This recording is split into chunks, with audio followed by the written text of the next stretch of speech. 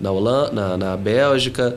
Fui depois, né, o presidente da LL na época, da América Latina Logística, foi lá no mestrado, né, recrutar, e, né, o esforço versus a recompensa. Né? Eu sempre fui de esporte, né? Fiquei bastante tempo sem fazer ultimamente, mas agora eu tô conseguindo voltar. Qual esporte você faz? Tinha bonificação, então o time meio que rodou sozinho ali por esse período. Então entre 2018, 2021, 2022 ali.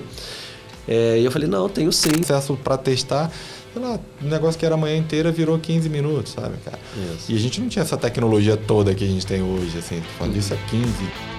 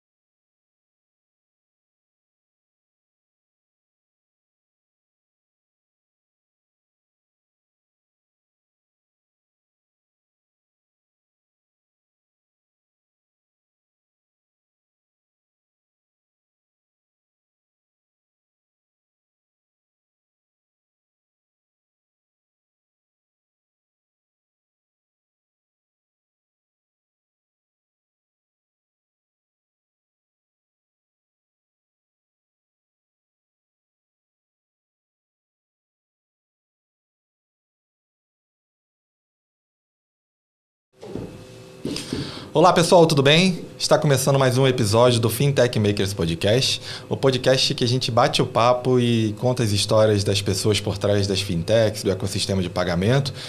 Eu sou o Fernando Castro, apresentador e host desse podcast, e hoje tem um convidado muito especial, bem inquieto, já fez bastante coisa, é engenheiro de formação, trabalhou em grandes iniciativas que ele vai compartilhar com a gente. É o Luigi Sena, seja muito bem-vindo, Luigi. Valeu, Fernando, obrigado. Excelente estar aqui, excelente convite. E um dia ótimo aqui em São Paulo, ainda bem, né? A gente como carioca, cara, um dia de sol aqui é excelente. Mas se prepare, num dia comum de São Paulo, chove, faz sol e frio no mesmo dia. Beleza? Seja muito bem-vindo, Luiz. Antes de a gente começar o nosso papo, eu tenho duas mensagens aqui para deixar para a nossa audiência.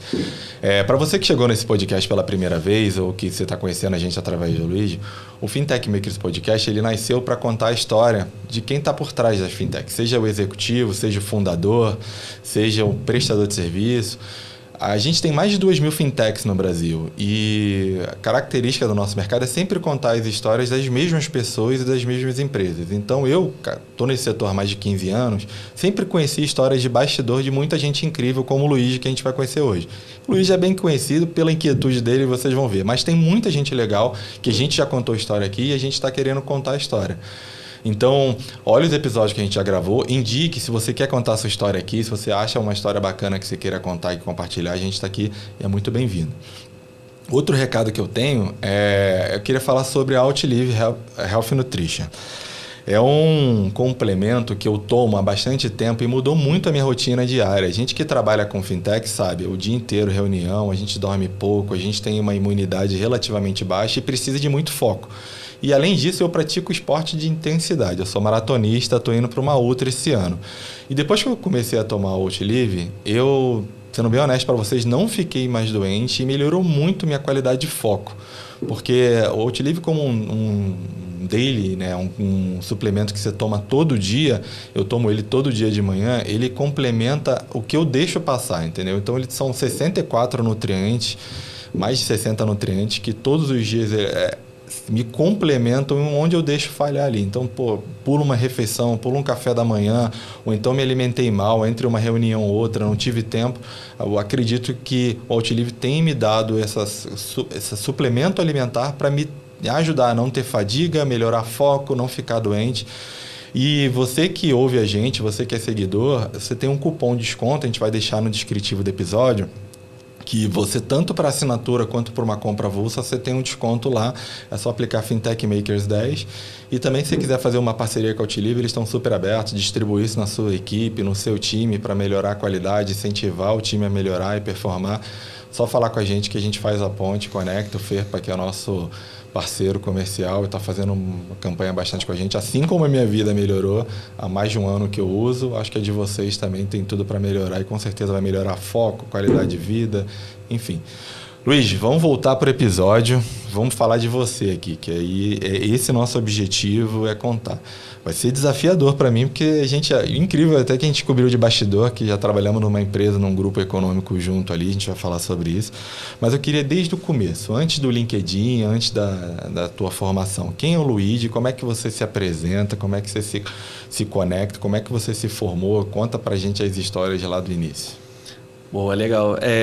Assim, eu me defino como um empreendedor, né? Eu, mesmo quando eu trabalhava em empresas, grandes empresas, isso foi até legal, né? Os meus chefes e tal sempre me identificaram como um empreendedor, né? E sempre me botavam nos projetos que precisava alguém empreendendo, fazendo alguma coisa diferente. Tive vários episódios que aí, óbvio, olhando depois, você fala, putz, legal, né? Eu vi a capacidade do meu chefe identificar aquela característica e me alavancar nisso, né? Então, sou empreendedor, acho que desde sempre. Sou engenheiro, fiz engenharia... Tenho 3 carimbos lá no meu diploma, né? Engenharia elétrica, engenharia de produção e um curso de empreendedorismo na PUC do Rio, né? Sou filho da PUC, como a gente chama. Você morava onde no Rio? Eu morei a vida inteira no Leme, o finalzinho de Copacabana, a vida inteira. Então, pegava o ônibus lá do Leme para ir para a PUC todo dia, dormia no ônibus cedinho, acordava lá na Rocinha, tinha que descer a Rocinha a pé, então essa era a dinâmica diária ali. Quem não sabe, a Rocinha no Rio é bem cheio lá, um movimento... Bastante. Mas fala desse lado empreendedor, que a gente hoje chama de empreendedor, mas tem a ver com a inquietude. Isso vem de berço, vem desde o começo, vem desde cedo? Eu assim, segundo relatos, né, sempre fui bastante inquieto, né, assim, nunca... eu acho que o grande momento que eu falei, pô, eu quero empreender, eu quero fazer alguma coisa diferente, foi quando eu trabalhei na empresa Júnior da PUC, né? Quem não sabe, a empresa Júnior é uma empresa formada somente por estudantes da faculdade e, de certa forma, tem um apoio ali da faculdade, né? Essa empresa Júnior da PUC, na época, uma época que a PUC do Rio era a incubadora da PUC do Rio e a empresa Júnior ficava dentro da incubadora. Hoje, olhando, eu acho que era o Vale do Silício do Brasil na época. Assim, formou muitas empresas que hoje são unicórnio. Posso relatar aqui diversas. É uma história incrível também, quem quiser depois buscar. Mas eu trabalhei com empreendedores natos naquela época e eu falei, eu quero empreender, né? Ficou essa chama ali de eu quero empreender, não sabia muito bem o que. Não fui empreender imediatamente, logo após essa passagem na empresa Júnior. Fiquei trabalhando 2 anos, que era um tempo longo para empresário. Você estava estudando na PUC e trabalhando na PUC? Eu estava estudando na PUC, engenharia, e trabalhando na empresa Júnior, né, que era uma iniciativa dos alunos abraçada pela faculdade. Não era uma iniciativa da faculdade, era uma iniciativa dos alunos. Né? A gente teve um fundador da empresa Júnior que viu esse negócio fora do Brasil, né, e criou isso na PUC, levou para a PUC, ou seja, o cara já super empreendedor, levou lá, a PUC falou, não, legal, vamos fazer, toca aí, eu te dou um espaço aqui. Tinha que pagar aluguel para a PUC e tudo, assim, não tinha moleza, né? E a gente tinha que vender projetos, tinha mentoria dos professores, inclusive algo assim, depois, hoje em dia, vários dos conceitos ali eu aplico hoje nos negócios que eu tenho montado, assim, com o time, formação de time, também tem várias características bem legais. Mas no final é isso, eu estava num ambiente assim, super rico de empreendedores, várias empresas surgindo ali, e eu falei, e ficou essa chama, eu falei, eu tenho que empreender, só que não sabia como, não tinha a mínima ideia como, o que eu ia fazer, não tinha nenhuma ideia mirabolante, eu achava que tinha que ser uma ideia mirabolante, né? né? Depois eu fui ver que não precisava ser uma ideia mirabolante, né? Porque eu fui fazer regulatório de Banco Central, né? Nenhuma ideia mirabolante, mas deu certo, né? Então... E você tinha quando a gente está fazendo a faculdade, a gente é mais novo, né? Assim, você tinha exemplo de empreendedorismo dentro de casa, família, como é que é teus... Dentro de casa todo mundo empreende, todo mundo carreira, como é que... Então, minha família inteira é de dentistas. Então, assim, é claro que todo profissional liberal é um pouco empreendedor, né? Um médico, um dentista, ele tem que montar o seu consultório, né? Tem que contratar assistência. Então, ele é um empreendedor, mas assim, não era a minha visão, né, de empreendedor clássica ali, mas eu acho que talvez algumas coisas ali de... Né, muito próximo do meu tio, dele, qualquer problema que acontecia, ele que tinha que resolver, ele que tinha que botar a mão, então acho que talvez... E aí, mais que isso, mas assim, uma história um pouco distante, né? Porque o meu avô foi pai velho, e aí, ou seja, né, meu avô faleceu, eu tinha acho que 8 anos de idade, mas ficaram as histórias, né? Meu avô foi um dentista que foi um dos pioneiros, né, na área, assim, tratando a área como uma área científica, né? Antes disso, eram os tiradentes, né? Era os barbeiros tirava dente, né? Então... Ele foi estudar fora, ele né, teve várias iniciativas e foi um dos grandes dentistas da época, né? Chegou a ser dentista do presidente da época. E aí ficou essa história, né, também de um grande empreendedor, de como ele fazia, como ele ia atrás e tal. Assim, certamente isso deve ter influenciado. Assim, não vejo diretamente, porque era uma história mais... Eu acho talvez... Por genética, talvez.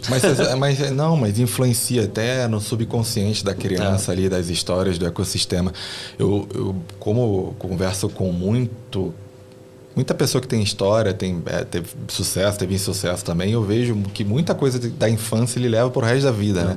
E não só da infância, da adolescência, da juventude, da parte de formação. Você falou, imagina, você estava bebendo da fonte ali do Vale do Silício brasileiro, da PUC, empresas gigantes nascendo, iniciativas boas, muito erro, muito aprendizado, muita coisa acontecendo, e você lá... Sei lá, na minha época, de repente eu estaria fazendo merda na rua, você estava trabalhando com o futuro CEO de uma grande empresa ali, entendeu? Eu acho que isso é muito. E também essa questão de você escutar a história de alguém da família fala, cara, isso é possível acontecer, alguém da minha família já fez, então vai te tirando o limite, ou então vai aumentando o limite para você fazer as coisas. E curiosidade aí, que a gente estava batendo, você falou que você mudava as regras do jogo banco imobiliário, como é que é essa parada aí? Assim, eu nunca pensei, né, eu fazia engenharia, nunca pensei em trabalho financeiro, fintech, assim, era algo bem distante, né, até pelo meu círculo ali. E na verdade eu acho, né, antes de estudar finanças eu achava que banco não fazia sentido, né? Não, banco, para que tem banco, não sei o quê, né? Aquela visão, né, do jovem, né?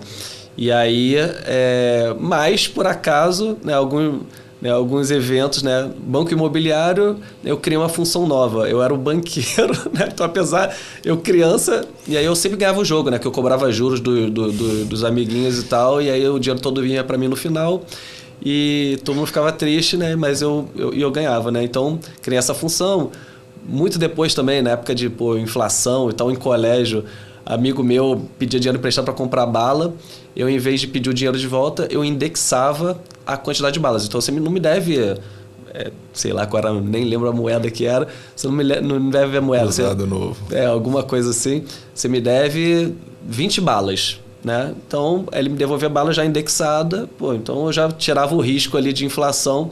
Então, assim, conceitos de criança, né, que sei lá de onde saiu isso, e eu acho que eu já estava predestinado aí a trabalhar com o mercado financeiro. E foi por acaso que eu vim parar no mercado financeiro, totalmente por acaso. E, assim, isso é engraçado, como é que a vida vai te levando.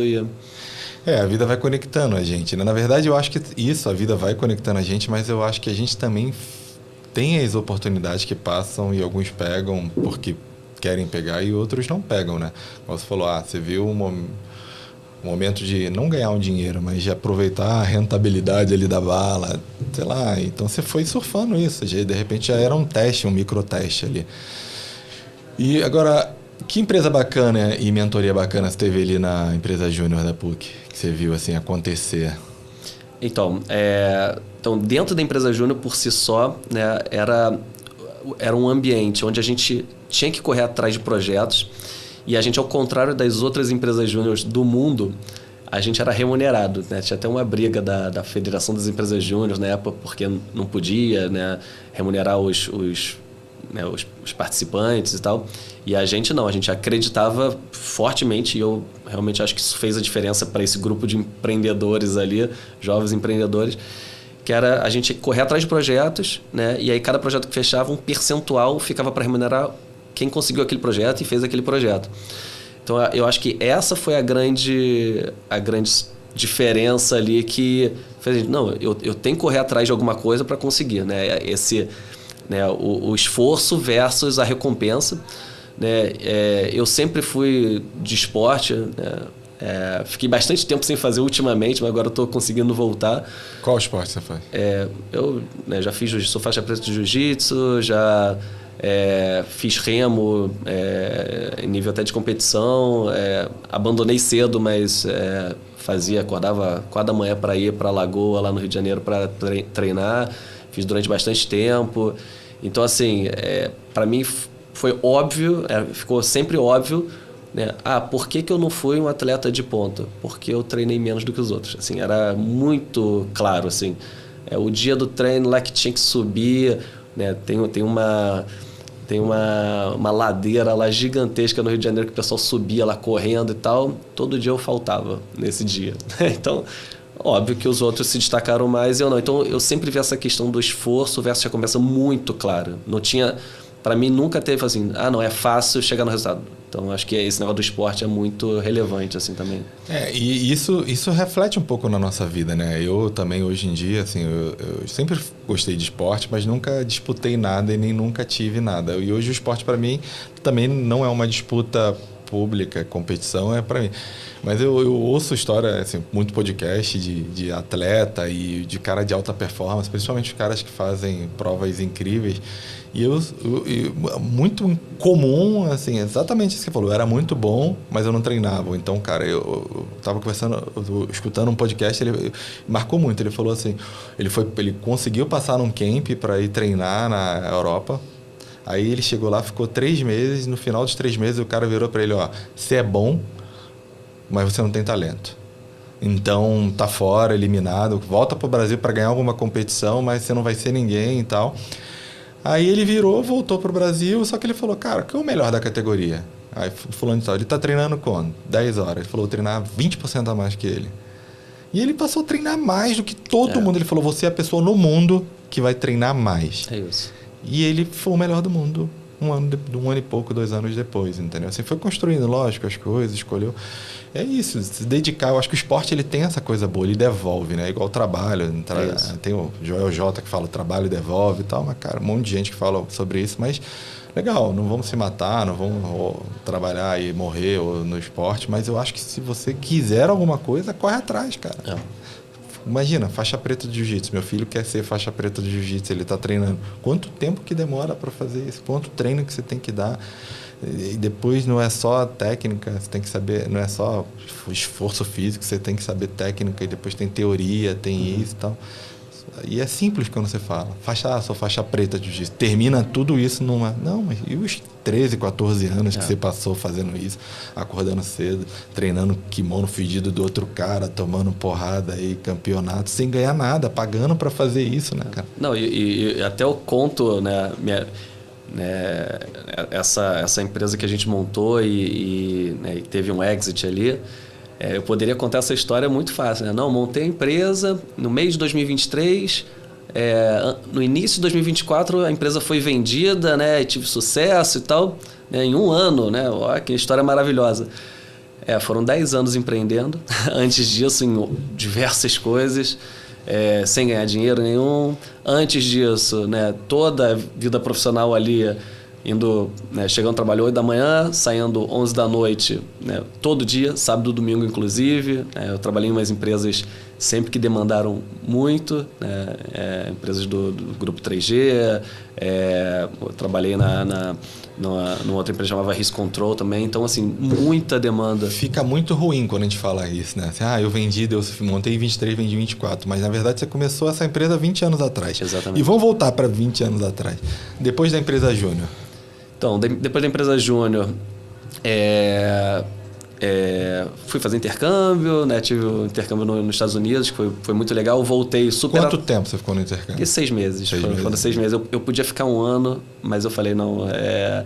Tinha festa demais. Eu falei, não, eu tenho que voltar, porque senão eu não vou me formar nunca.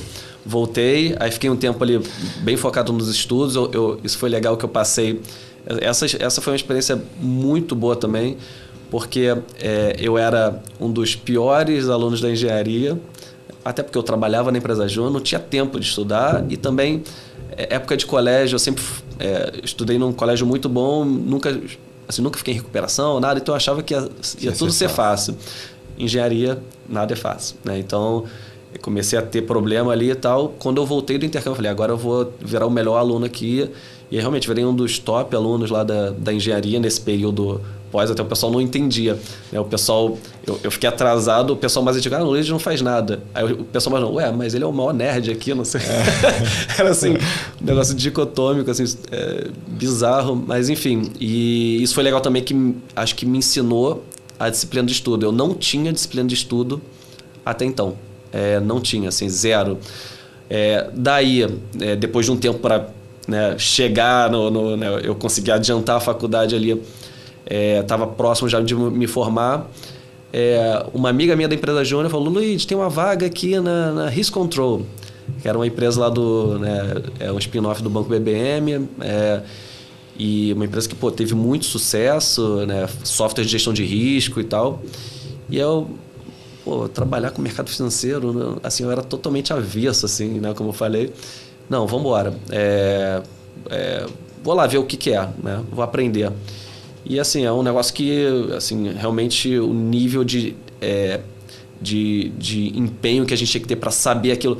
Eu sempre fui movido muito, né, acho que talvez pelo negócio do esporte, tal, curiosidade, né? Eu sempre fui muito, muito curioso. Eu quero saber esse negócio. Tem até um livro de um cara que eu admiro muito, que chama Para que serve esse botão, né? Para que serve esse botão aqui, né? Então eu quero sempre descobrir. E aí eu fui para lá e aí, cálculo de derivativos, cálculo de risco, value at risk, stress testing. E a gente tinha que estudar livro de mestrado, doutorado, e eu estava ainda na graduação, e o pessoal aplicava prova, assim, assim, não tinha nenhuma penalidade se você fosse mal na prova, mas ninguém queria ficar mal na prova, né? Então a gente estudava pra caramba e tal. E aí eu já estava com essa pegada de estudar bastante, então fui super bem. A Risk Control foi assim, uma escola, tenho amigos até hoje, de novo, pegando vários pontos da empresa Júnior que eu falei, vários pontos da Risk Control, como eles faziam, da forma que eles faziam nessa dedicação de estudo, coisas que eu levei para a vida, para a hora de empreender também, vários aspectos ali que... E o negócio que você fala da Risk Control, eu trabalhei no BBM, trabalhei na Lab 21, que era uma empresa de infraestrutura, tecnologia e telecom, e você falou, era muito...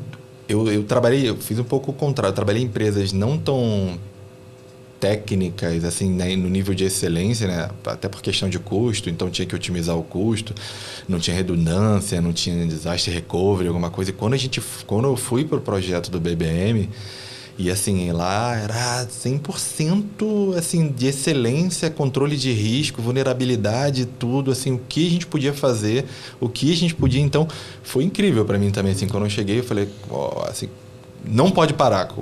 Aí uma vez a gente estava numa reunião, a única forma de a gente tentar garantir isso é ter um outro prédio com a mesma estrutura. Vamos fazer. Eu olhei assim e falei, cara, mas peraí, vai pegar um prédio, vou fazer estrutura e tal. Não, já tem, vamos para ali e tal. Assim, e é muito bom trabalhar nesse tipo de ambiente, né? Por mais que às vezes assim, a gente não possa usar isso como muleta para aprender e para... não, eu nunca trabalhei numa empresa assim, então eu não vou aprender só o Luigi deu sorte. Não, pelo contrário, a gente tem que se preparar para chegar até isso lá. É o exemplo que você deu antes, né? Quem é o cara que treina mais? Eu vou treinar mais que ele. É a mesma coisa, né? A mesma coisa. Eu vou trabalhar com quem exige mais, né? Então tem, né, assim, eu acho que, até parafraseando aqui, assim, não tem maior indicador ali de resultado que o esforço, né? Mais horas trabalhadas, né? O cara pode ser um gênio, mas se ele trabalha menos horas, ou o cara que não é tão gênio e trabalha mais, é mais esforçado, ele vai ter um resultado melhor. Vai. A não ser que ele faça merda, né? A não ser que ele seja um otário e bote a culpa no ecossistema e não nele. Eu já fiz muita merda, já chorei, pitane. Mas geralmente quando a gente trabalha focado e trabalha bem, trabalha duro, o resultado vem. Isso. Demora um pouco mais para as ondas. Tem um cara que é extremamente incrível. Assim, eu conheço gente que subiu muito. Tava conversando outro dia desse com um rapaz que trabalhou pra gente lá, cara. Foi o primeiro emprego dele, o cara tá trabalhando em empresa francesa, assim, ganhando em euro, gigantemente grande, assim, o esforço dele. Não, eu falo pro time, né? Eu falo assim, pessoal, a gente tá tendo sucesso agora, estamos conseguindo fazer as coisas, mas assim, eu sou um empreendedor horrível, eu demorei muito para... assim, eu vejo uns caras que realmente em 2, 3 anos explodem, né? Tem vários relatos. Pô, eu trabalhei vários anos, né, em diversas indústrias, depois de 10 anos empreendendo até realmente conseguir. Eu falei, pô, né, realmente eu tenho que aprender alguma coisa, né? Assim, eu espero esse tempo todo ter aprendido e agora conseguir fazer mais rápido, mas realmente é duro, assim, o aprendizado é muito esforço. E aí você sai da Risk Control... Da Risk Control fui fazer, né, era muito focado em derivativos, risco. Em geral, o pessoal saía de lá, virava gerente de risco e tal. Lá eu já trabalhava com tecnologia, a gente desenvolvia software, né? Então eu era do time que... É legal que você vai vendo que as coisas vão se conectando, depois no final você acaba usando aquele arcabouço todo, né? A gente pegava as áreas de risco dos bancos, das instituições financeiras, né? Então... Fiz projetos com várias grandes instituições financeiras e tal. Vinha para São Paulo direto. Montei o escritório da Risk Control em São Paulo, ajudei a montar. Então, só que era muito focado nisso. O pessoal virava gerente de risco. Eu gostava muito de estar do lado do projeto, de fazer o projeto fazer acontecer, né? Então, como eu falo, eu sempre fui empreendedor. Eu quero fazer acontecer. Não, consegui fazer a implantação do projeto e tal. Mas eu falava, depois de virar um gerente de risco, tocar o dia a dia, enquadramento de fundo, falei, putz, acho que não é muito a minha área, não é muito a minha cara. Vou ver o que mais tem em finanças. Eu quero ver outras coisas de finanças. E aí fui fazer o mestrado no COPEAD, na UFRJ. Um das principais... Né, na época era um MBA era um mestrado full-time de 2 anos. Estava na lista do Financial Times, lá de melhores MBAs do mundo e tal. Então era bem, assim, muito puxado, né? E fiquei 2 anos, fui fazer também intercâmbio, eu fui para a Espanha, para o Instituto de Empresa, né? Também foi muito legal a experiência, conheci muita gente. E aí, quando eu voltei, né, dentro do mestrado, né, conheci várias pessoas de perfis completamente diferentes que falaram para mim assim, Luiz, eu acho que você não vai dar certo em nenhuma empresa no Brasil. Porque você é muito direto, você fala tudo de forma muito transparente, né? Faz um trabalho de mestrado. Não, esse trabalho não tá legal não, cara, tá ruim, deixa aqui que eu vou fazer. Eu dava sempre na lata e o pessoal, pô, Luiz, não pode ser assim. Eu falei, não, por quê? Eu não conseguia entender. E aí falaram, você tem que trabalhar em alguma empresa do grupo 3G, né? Do GP, do 3G. Aí eu totalmente alienado, né? Tava aprendendo tudo, porque 3G, deixa eu ver o que, né? Deixa eu ver o que é isso. Aí fui ver, né, que tinha Ambev, né, que tinha América Latina Logística, tinha Americanas e tal. Falei, tá bom, deixa eu ver. E aí fui, né, quando eu estava lá na Espanha, fui visitar o escritório da Ambev lá na Holanda, na Bélgica. Fui depois, né, o presidente da LL na época, da América Latina Logística, foi lá no mestrado, né, recrutar. E quando ele foi falando ali, eu via todos os meus colegas ali do mestrado, assim... revoltados com o que ele estava falando, a forma dele falar. Era muito agressivo para a época, né? Pô, totalmente. Na verdade, acho que agora seria mais agressivo. Na época, acho que era até tranquilo, porque... agora não é politicamente correto. Exatamente, né? Então era assim, pessoal, se vocês aí que querem moleza, querem fazer um trabalho que bate pontos, aqui, eu gostaria que vocês se retirassem da sala. Era nesse nível. Aí o pessoal... E aí você via o pessoal incomodado. E eu vibrando. Pô, é isso mesmo. Quer bater ponto, aí sai da sala. E aí, assim, eu sempre tive essa negócio. Então, tem que trabalhar duro. Tem que se esforçar mais para ter o resultado. E aí, assim, aquilo me encantou. Eu falei, pô, é esse lugar realmente. Meus amigos estavam certos, é esse lugar que eu quero trabalhar. Preferia, né? Aí tinha feito essa entrevista também lá para a Ambev. Eu falei, acho que eu prefiro trabalhar para infraestrutura do Brasil, né? Eu sempre quis fazer alguma coisa que fosse impactante, né? Assim, acho que todo mundo, pelo menos grande parte das pessoas tem essa vontade, né? Participar de alguma coisa que deixa um legado, tem impacto. E trabalhar com infraestrutura, para mim, sempre foi assim, foi o meu auge. Assim, eu falei, eu tô ajudando o Brasil, né? Eu sempre tive esse negócio de como é que eu ajudo o Brasil de alguma forma e tal. E aí a gente fez vários projetos lá. Eu era do financeiro lá, era do planejamento financeiro, depois fui para a área de M&A.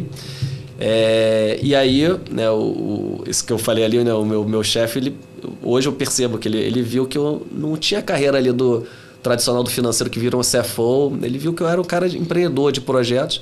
Luiz, você que não está aqui no M&A, vai... Né, a gente está montando essa empresa aqui de mineração. Né, foi um projeto muito grande que a gente fez uma joint venture. Vai tocar essa empresa aí, vai para essa empresa. Né? Eu fui o primeiro, né, funcionário da empresa, e depois pegaram um diretor, nessa época era gerente, né, de M&A ali e tal, trouxeram um diretor da LL para ser o presidente. E olhava de tudo. Eu olhava desde campanha de sondagem de mineração, projeto de engenharia de porto, o Project Finance lá com os grandes bancos para estruturar, né, como é que a gente ia pegar dívida e equity para montar. Então, assim, eu via de A a Z ali tudo. Né? Então, um dia eu estava conversando, né, estava na Faria Lima fazendo reunião de Project Finance. No dia seguinte eu estava em BH, dando palestra, simpósio brasileiro de geologia sobre o minério em Corumbá. Assim, no outro você estava perfurando o aquífero Guarani. Assim, maluquice total. Mas assim, era o que eu gostava. Olha só a capacidade do meu chefe de identificar isso e falar, né, isso foi muito legal, que hoje eu vejo a relevância de você conseguir identificar na pessoa o que ele faz bem, né? E na verdade é aquilo, né? Assim, duas coisas. A primeira é isso que você falou, faz parte um pouco do teu movimento, tua predisposição a se colocar disponível a um ecossistema desse, sabe? Então isso te fez. Eu te garanto que, sei lá, se você estivesse numa empresa, de repente uma multinacional também, e fazendo, sei lá, um trabalho que não ia te estimular, cara, você ia estar se matando, ia estar morto ali, né? Sei lá, de repente você fosse num BNDES da vida, que é uma estrutura hierárquica e que segue regra e é concurso. Meu pai trabalhou lá, o negócio que segue uma linha, tem inovação, tem tudo, mas é do jeito tradicional. Então, de repente, aquilo ia te matar, mas você, na tua cabeça, acho que você nunca passou por isso. Eu acho que não precisa nem tanto. Acho que 90% das empresas tradicionais, eu acho que eu não sobreviveria. Porque você, sei lá, seria a peça redonda num buraco quadrado. E eu queria voltar, cara, num ponto que você fala. Você estudou muito, né? Por mais que você tenha esse perfil de empreendedor, assim, você sempre procurou estudar e estudar em instituições boas, premiadas e tudo mais. E hoje estudar tá um pouco fora de moda, né? Assim, fazer faculdade, mestrado, sei lá, qualquer curso. Assim, eu fiz outro dia uma faculdade na PUC também de neurociência. Uma pós de neurociência. E eu vi, mas por que você vai estudar? Mas por que isso, sabe? Assim, existe... Eu acho que uma coisa que você explorou muito, e nas duas iniciativas que você falou agora aqui, é networking dentro... Quando você entrou, tanto na PUC quanto no mestrado, você se conectou com o ecossistema, você viu oportunidade de trabalho, você se conectou com pessoas que pensavam de um jeito diferente que você tinha visto, mas que te faziam, te atraíam. Você acha que falta um pouco disso atualmente? Porque eu vejo que a galera vai para a faculdade e quer ganhar mais. E, sei lá, vou me formar em nutrição para eu aumentar 10% do meu salário. Eu vou me formar em inteligência artificial e esquece que também tem network, esquece também que vai abrir leque de profissionais. Na verdade, eu demorei muito para entender isso, né? Que a importância do networking, até esse negócio de eu cada hora fazer um negócio diferente, carreiras diferentes, né? Então, áreas diferentes, eu acho que eu demorei, tá, para entender que era importante o networking. E o networking não é só para para conhecer alguém que vai ser um cliente, assim, você começa a ter um grupo de pessoas que eventualmente gosta de você e vai te ajudar. Assim, acho que na hora ali de empreender, as coisas só começaram a dar certo realmente quando as pessoas começaram a ver que eu queria fazer. Eu realmente acho de forma genuína que várias pessoas falaram, pô, esse cara quer muito fazer esse negócio e eu de alguma forma vou ajudar ele, né? Seja com um conselho, seja com um empurrãozinho, seja falando bem dele para alguém. E isso fez totalmente diferença, né? Então, eu demorei muito para perceber isso, né? E eu acho que se as pessoas conseguem entender isso logo na faculdade, né? Isso muda o jogo realmente, né? Então, assim, eu vejo... Mas você já fazia na faculdade, porque você foi para Risk Control, depois foi para o mestrado e já te jogaram ali, depois você mudou. Eu não te conheci na época, eu te conheço agora, sei que você é um cara bom de network e tudo mais, se conecta. Não, mas... as pessoas, assim, muitas pessoas, eu realmente sempre, assim, falava com as pessoas muito e tal, mas eu nunca fui um cara de manter e cultivar relacionamentos. Eu realmente falava, acho que eu falo muito e as pessoas me conheciam e eu circulava muito, né? Eu sou inquieto, né? Então, eu circulava muito. Pô, na PUC eu fui do laboratório lá de sinais e sistemas, né? Fiz iniciação científica. Depois, meu projeto final de graduação fiz no laboratório de inteligência computacional. Então, conheci um monte de... Então, eu circulava muito, né? Sempre fiz engenharia de produção, elétrica, empreendedorismo. Então, assim, eu acabava conhecendo muita gente.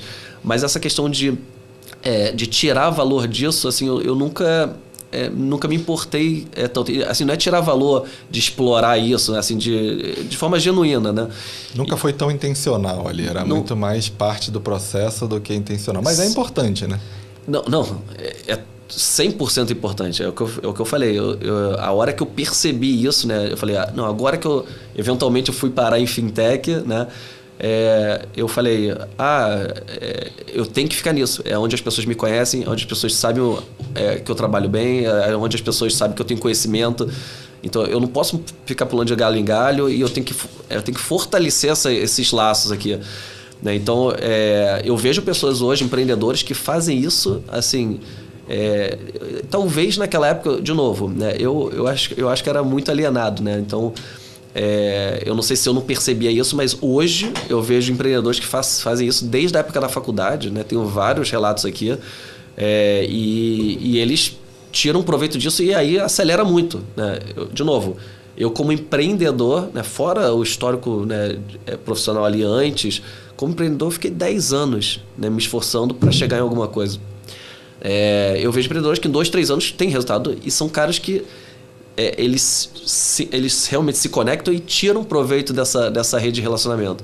Então, eu acho que isso é totalmente essencial. Totalmente. É primordial para você ter sucesso. Eu acho que um problema que eu tive da engenharia, né? Engenharia você estuda e você vai lá e tira 10 na prova. Eu achava que empreender era isso. Era você estudar e ter sucesso. E não é, né? Falta todo o resto. E geralmente... faculdade como engenharia, como foi a minha, que era tecnologia, é muito específica, né? E empreender é 360, né? É isso. Empreender, a gente, vou empreender seus parentes lá, sua história familiar de empreender em dentista, cara, é isso que você falou, tem que pagar a conta, a contratação, negociar com o fornecedor, fazer tudo, não é só arrancar o dente ali, apesar de seu avô ter sido pioneiro ali, não é só isso, é tudo, meu choque foi quando primeira vez que eu empreendi desenvolvimento, o código tá bom. E o resto da empresa? E marketing, e jurídico, e contrato de societário, sei lá, e todo o resto, sabe? Então, acho que essas carreiras nossas, diferente de uma administração, de repente, ou uma que pega mais... Essas carreiras técnicas, cara, não preparam a gente ainda para o empreendedorismo e é muito bom a gente, sair da faculdade e empreender numa empresa, aprender numa empresa, você falou, era geólogo, era marketing, negociava, dava palestra, treinamento, que você vai desenvolvendo tudo, né? A gente controlava indicador do software e não indicador de venda, indicador de RH, de qualidade, montar time, cultura, enfim. Isso. E aí da LL? Então, aí a LL ela foi adquirida, né, por um grupo econômico gigante. E aí, processo normal de aquisição, trocaram o time executivo, né, eu era do financeiro, né, que era um time bem sensível ali, né, foi substituído. E aí, né, a LL era, né, uma empresa bem alavancada em bonificação, né? Então, esse modelo muito meritocrático de você se esforçar muito e ter uma remuneração, né, no final do ano lá super alta. Então, eu estava capitalizado, né? Eu fiz muito esforço, então eu tive muito sucesso em bonificações ali, então eu estava muito capitalizado. Eu falei, não, agora eu sempre quis empreender, né? Desde lá, aquela chama estava acesa desde a época de empresa júnior, e vai ser agora. Eu vou empreender agora, não sei nem o que eu vou fazer, mas eu vou empreender. Isso era em que ano? Isso a gente estava em 2015. 2015.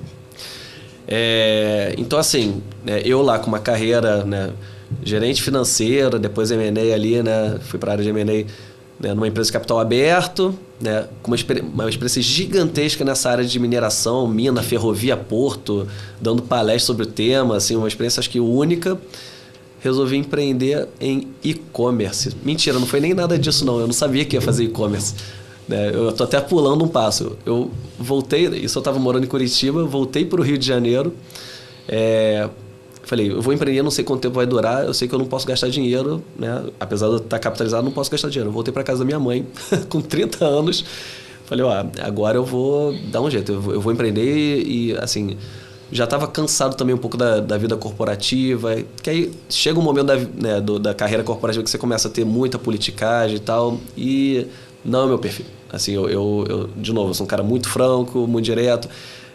Eu acabo interferindo no trabalho dos outros, falo, pô, isso aí o cara não tá legal não, deixa eu te ajudar, e o cara ninguém quer ajuda, né? No mundo corporativo, não, deixa, eu não quero deixar minha área aqui. E você começa geralmente, assim, essas empresas que são muito arrojadas, elas têm uma hora de estabilidade, né? Elas começam a estabilizar. Então, se você não gira entre o grupo, as empresas e tudo mais, você tem a tendência a dar uma parada e o cara inquieto como você, eu também já fui assim, sou assim um pouco, a gente morre, né? Então, assim, eu falei, não, chega de carreira corporativa, já tinha assim, me decepcionado um pouco assim, com algumas situações. Eu falei, não, eu vou trabalhar para mim, não quero politicagem, não quero nada disso. Então, vou empreender, não sei o quê, voltei para o Rio e aí comecei a fazer, em 2015, um monte de coisa aleatória. Cheguei à conclusão que o cara que é de finanças não sabe fazer nada, só sabe fazer planilha, né? Eu posso falar porque eu sempre fui um cara de finanças. Eu falei, planilha eu sei fazer tudo. Sabia VBA, sabia montar lá plano de negócio, M&A, né? Fazer contratos de M&A, não sei o quê. Agora, na prática, ir lá e montar um negócio, como é que faz? Comecei a me meter em tudo. Comprei cafeteria, tinha 2 cafeterias no Rio, né, investi num ramo de doces, onde eu fazia entrega, né, minha sócia ela produzia os doces, eu ia lá e entregava. Que loucura. Assim, ou seja, gerente financeiro, empresa de capital aberto para entregador de doce, mais ou menos isso. E você fez MBA da vida real ali, né? Não, eu falei, eu tenho que botar, eu tinha isso claro para mim, eu tenho que botar a mão na massa. De novo, recomendo para alguém, fiz certo, fiz errado, assim, não recomendo, não acho que foi certo nem errado. Foi a minha jornada ali, foi onde eu aprendi a sentir o que era o mundo real. E realmente eu vi o que era o varejo, eu vi como é que eram as dores do dono do supermercado, né? De 2015 para 2016, isso foi muito rápido, assim, em 6 meses eu fiz acho que uns 5 empreendimentos diferentes, assim, super rápido, ao mesmo tempo. Tudo dando errado, dando certo, saindo diferente do planejado? Nada deu super errado, porque para mim dar errado gastei R$1 milhão aqui, perdi dinheiro. Eu fazia tudo meio que sem dinheiro, bootstrap, com esforço exagerado meu.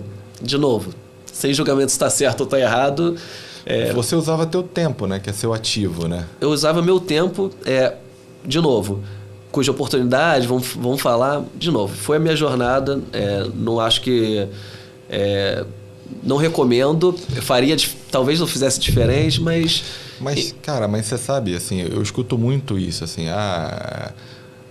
o cara que é multimilionário hoje, o que deu muito certo, falar eu trabalho só a parte da manhã, ou só trabalho a parte da tarde, e eu, às vezes, isso e tal. Mas, cara, esse cara, 10 anos antes, ele estava trabalhando 24 horas por dia, ele estava se matando e tal. Eu acho que isso que você fala, de não recomenda, cara, é impossível de você falar isso na época. Com certeza, se voltasse lá, você ia fazer de novo, assim.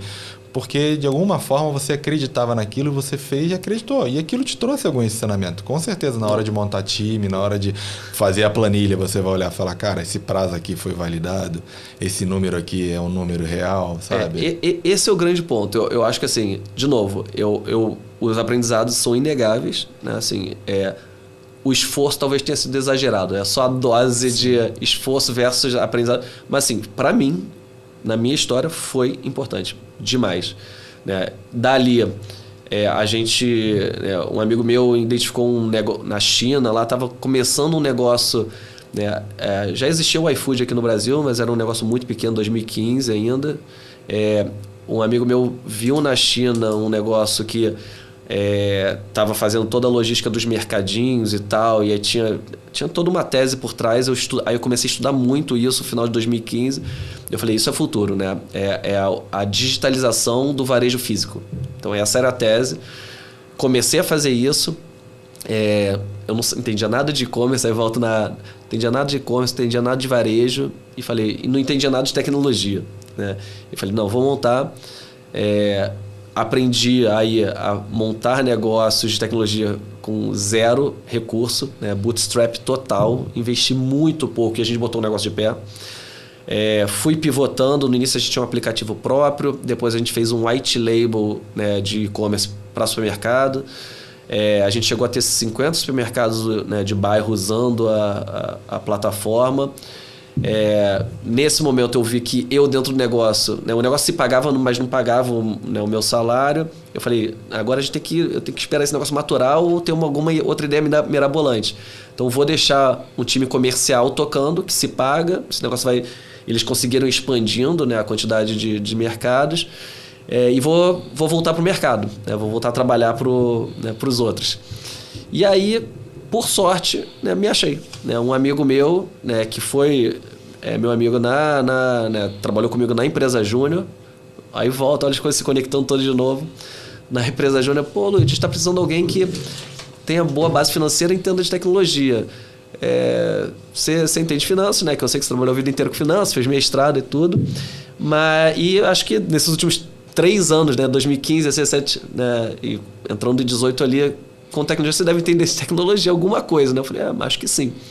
E aí me chamou para um negócio de fintech. E aí eu falei, putz, por que eu não pensei isso antes, né? Finanças, mais tecnologia, que é o que eu quero fazer, né? E aí, ou seja, as coisas foram acontecendo realmente por acaso, mas eu me achei, falei, é isso. Um negócio que tem uma regulação por trás, né, super pesada, né? Fintech, a gente sabe que a regulação é sempre presente. Lá na época da Risk Control, quando foi lançado o Basileia 2 pelo Banco Central, um dos meus trabalhos era implementar todos os cálculos de risco de mercado de Basileia 2 dentro do software. Putz, tudo começou a fazer sentido. Eu falei, putz, me achei. Então acho que agora é focar nisso. Aí eu realizei, eu vou parar de pular de galho em galho.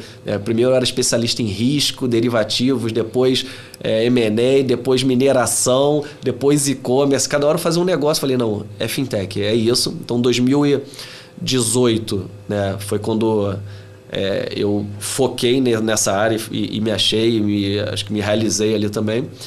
E aí fui trabalhar na Muxi, tá, que era uma empresa... assim, um case de inovação tecnológica, mudou a vida, mudou o mercado, mudou a indústria dos adquirentes, subadquirentes. Depois, se quiserem pesquisar, aí realmente foi um negócio sensacional. Está entre as principais inovações tecnológicas do Brasil. Que o nome original era PPI, né? A PPI, sim. Foi mesmo incrível. Eu estava nessa época, era muito difícil entrar no mercado de tecnologia. E que, além de ser um negócio que não tinha concorrente, a certificação, regulação, assim, técnica era muito pesada. Então, tinha... Você ter uma infraestrutura de tecnologia, né, que a gente conhece hoje como PCI, mas na época isso era muito fechado, teste de bandeira, roteiro. E continua assim, né? Mas tem hoje muito mais conteúdo e facilidade. Naquela época era um terror. E aí a gente foi lá montar uma das primeiras plataformas acho que da América Latina de Payment as a Service. A gente montou era um subadquirente white label. Bem na época que estavam começando lá os Bank as a Service, nos primórdios ali. E aí, eventualmente, essa empresa foi adquirida. Nessa transição, me chamaram, um outro amigo meu de época de colégio e tal, me chamou para o BTG Pactual para tocar a área de operações do Bank as a Service. Mais uma vez o network de colégio estudantil te conectando, né? Eu falando que não me preocupava, mas, de novo, foi por acaso. Não era o que eu me preocupava, mas... Mas, cara, acho que tem um livro, que o cara fala muitas vezes. Ele fala, o acaso favorece a mente conectada. Sabe, assim, a melhor semente do mundo, ela não vai dar fruto no cimento. Sabe, assim, então você tem que ser solo fértil ali. Você falou, cara, eu estava conectado, eu estava desde o laboratório, eu estava jogando, praticando esporte, eu estava falando em palestra, sabe? Então, assim, você estava conectado, intencionalmente ou não, você estava dando oportunidade. Um negócio que eu falo hoje, assim, né, de forma inconsciente, tá? Desde ali dos 19 anos que eu entrei na empresa júnior, né, até 30 e poucos ali que eu fui começar a empreender, e mais esse tempo de empreendedorismo ali infrutífero no início, isso tudo foi uma preparação. Realmente, assim, isso eu falo sempre pro time e tal, falo isso. Eu estava me preparando, não de forma consciente, né? Seria melhor de forma consciente, talvez se fosse mais rápido. Mas assim, de novo, eu nunca tive mentores ali, foi sempre, né, e nunca procurei também, então essa importância de ter alguém de referência, ter algum mentor ali te orientando, isso acelera muito. Assim, e aí por culpa minha mesmo, eu não procurei, então demorou, mas assim, foi uma preparação. Né? De repente, se tivesse um mentor, você teria errado menos tempo, ou menos, ou tentado, de repente, teria corrigido algo, né? Mas, cara, eu acho que é complementar. O mentor, ele vai te facilitar e vai dar acesso. Eu vejo muita gente aqui vindo também, o cara, fala nome de pessoas que ajudaram. Pô, foi super importante, me deu oportunidade, ou me corrigiu, ou falou pra mim isso, ou me deu um livro. Eu sempre vejo, trabalho de mentoria é muito. Eu tive bons mentores, sabe? Assim, teve um cara que foi um cara que abriu meu olho, que eu tava querendo seguir numa carreira e enchi o saco dele por causa do salário. E teve um dia que ele era meu chefe, assim, de 10 anos. Faltaria 10 anos pra eu estar na posição dele, assim, moleque. Aí ele pegou o contra-cheque dele um dia e me mostrou. Ele falou, cara, para de me encher o saco, olha meu contra-cheque aqui. Tô há 10 anos na tua frente, você acha que você vai ganhar isso? Você vai ficar bom com isso daqui a 10 anos? Eu falei, cara, você só ganha isso? Ele falou, Eu falei, se eu ficar 10 anos eu vou estar ganhando isso? Ele falou, Cara, no outro dia eu saí, assim, no outro dia eu escolhi sair, sabe? Você fala, cara, não é aqui. Essa história eu já ouvi de outros empreendedores também, exatamente isso. Que quando viu o contra-cheque, falou, não. Eu fui fuzileiro naval, uma das coisas que eu, militar no Brasil, por onde eu entrei, como fuzileiro, não ganhava de forma produtiva, assim, no sentido, era hierarquia, era tempo. Não é meritocrático. Não é meritocrático. Eu resolvi um problema de tecnologia do meu batalhão lá, que a gente tinha que trocar disquete de computador, eu conectei os computadores na rede. Cara, uma parada pra gente simples, mas a rede não funcionava no quartel, eu botei a rede pra funcionar. Sei lá, negócio... Cara, não ganhei nada por isso, um negócio que eu resolvi para a vida de, 1000 militares na época, assim, sabe? Então, eu sempre gostei muito disso, mas vamos voltar para o teu lado fintech. Não, aí no final... no final BTG... fui pro BTG também, acho que foi uma sorte, assim, também, óbvio, né? Eu sempre falo muito de sorte, tá? Porque eu realmente... acho que, claro, tem uma preparação, tem que estar conectado, tem que correr atrás, mas... tem que ter muita sorte. Né? Tem uma frase que eu ouvi também de um grande executivo também lá da época que eu era de ALL e tal, que era assim, né? Esse cara aqui, ele faz tudo certo, mas ele só teve azar. Ele, não quero trabalhar com gente azarada. Então, assim, eu acho que tive muita sorte de ir pro BTG. Foi assim, eu nunca tinha trabalhado, óbvio, tinha trabalhado na Risk Control, entendia, né? Mas nunca tinha trabalhado numa instituição financeira, num banco. E aprendi muito, assim, muito, e realmente foi um selo, né? Acho que quando eu saí de lá, que aí realmente o pessoal de fora do mercado falou, esse cara aí passou no BTG, né? Ele entende e tal. E aí começaram a me chamar como mentor de algumas empresas e tudo. E aí começaram a falar, você tem alguma empresa para indicar que faça integração? Tava no início do Pix, né? Aí a gente já estava em 2020, 2021, tem alguma... em 21, mais para 21 ali, tem alguma empresa para indicar para fazer integração com Pix de algum banco e tal? Aí eu, tenho sim. Lembrando que eu tinha, né, o e-commerce lá, né? O time continuou tocando ali tinha uma equipe comercial, né? Eu não me dedicava quase nada, mas o time estava ali tocando, tinha bonificação, então o time meio que rodou sozinho ali. Então, nesse período, então entre 2018, 2021, 2022 ali, e eu falei, não, tenho sim, tenho empresa para indicar sim. Pessoal, esquece e-commerce. Agora a gente vai virar software house de fintech. Ponto. E aí a gente começou a fazer, né, em 2021 para 2022, começou a fazer projeto de software house de fintech, né, para algumas fintechs, para integrar com Pix de alguns bancos e tal. Começaram a ter alguns cases legais, algumas empresas assim que eu admirava e falei, putz, estou fazendo um projeto para esse cara, pô, isso aqui acho que significa alguma coisa.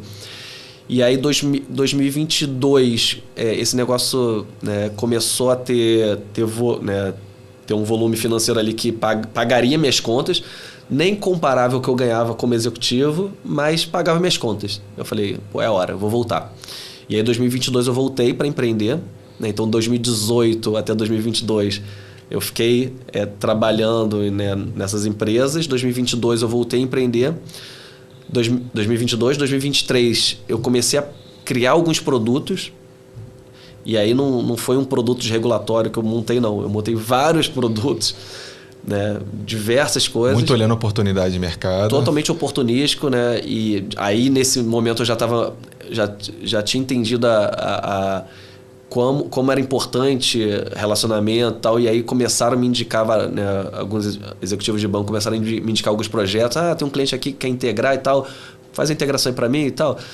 E aí, e não só integração, né? Começaram a virar alguns produtos.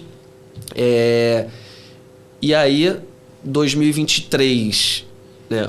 Antes disso, né? Final de 2022, também um cara do mercado falou, né? Cantou a pedra, falou, cara, regulatório de Banco Central é um negócio interessante, cara. O pessoal tá sofrendo com isso e tal. Dá uma olhada nisso. Se você conseguir montar um produto, eu te indico alguns clientes, que tá todo mundo reclamando disso. Esse é um cara que eu realmente, assim, eu valorizo muito a opinião dele. Esse é um cara, assim, totalmente fora da curva.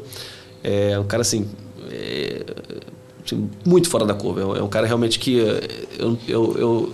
de olhos fechados, qualquer coisa que ele falasse eu iria fazer.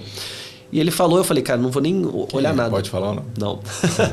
Eu falei, eu não vou nem perguntar se é, se não é. Vou apostar. Eu vou só apostar. Eu vou execução. Então, esse é algo que eu tenho muito forte em mim desde sempre execução. Eu sou... assim, você tem uma ideia... Você é um maker, né? Você é mão na massa. Eu sou mão na massa completamente. Sempre fui. Né? E isso foi fortalecendo em algumas experiências que eu tive, principalmente na LL. A LL, quando eu entrei lá, a gente recebe um livro, né? Me deram um livro, eu entrei lá como coordenador financeiro e tal. Todo mundo que entrava lá recebia um livro. O nome do livro, Execução. Então, assim, eu falei, pô, legal, eu acho que eu sou bom nisso e a empresa... Então, assim, eu sempre fui execução. Execução, muita execução, mão na massa. Não é execução de trabalhar em operação, não. É de tirar do zero, fazer as coisas acontecerem.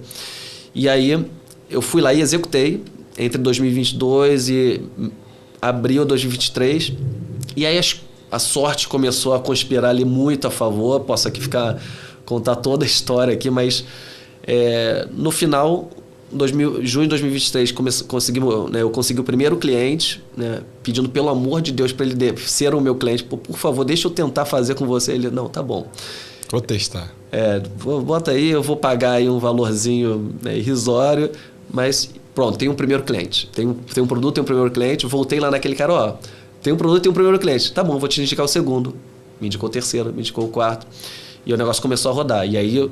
Depois, de novo, assim, a gente eu sempre fui muito focado em fazer tudo, né? O cliente quer, eu vou fazer, eu vou me dedicar, eu vou me esforçar. Então, no final, o cliente, a pessoa que está do outro lado... E como eu falei, né? O mercado todo entendia que eu assim, me esforçava além do normal para conseguir atender. Porque você provavelmente estava focado na necessidade, não no produto, né?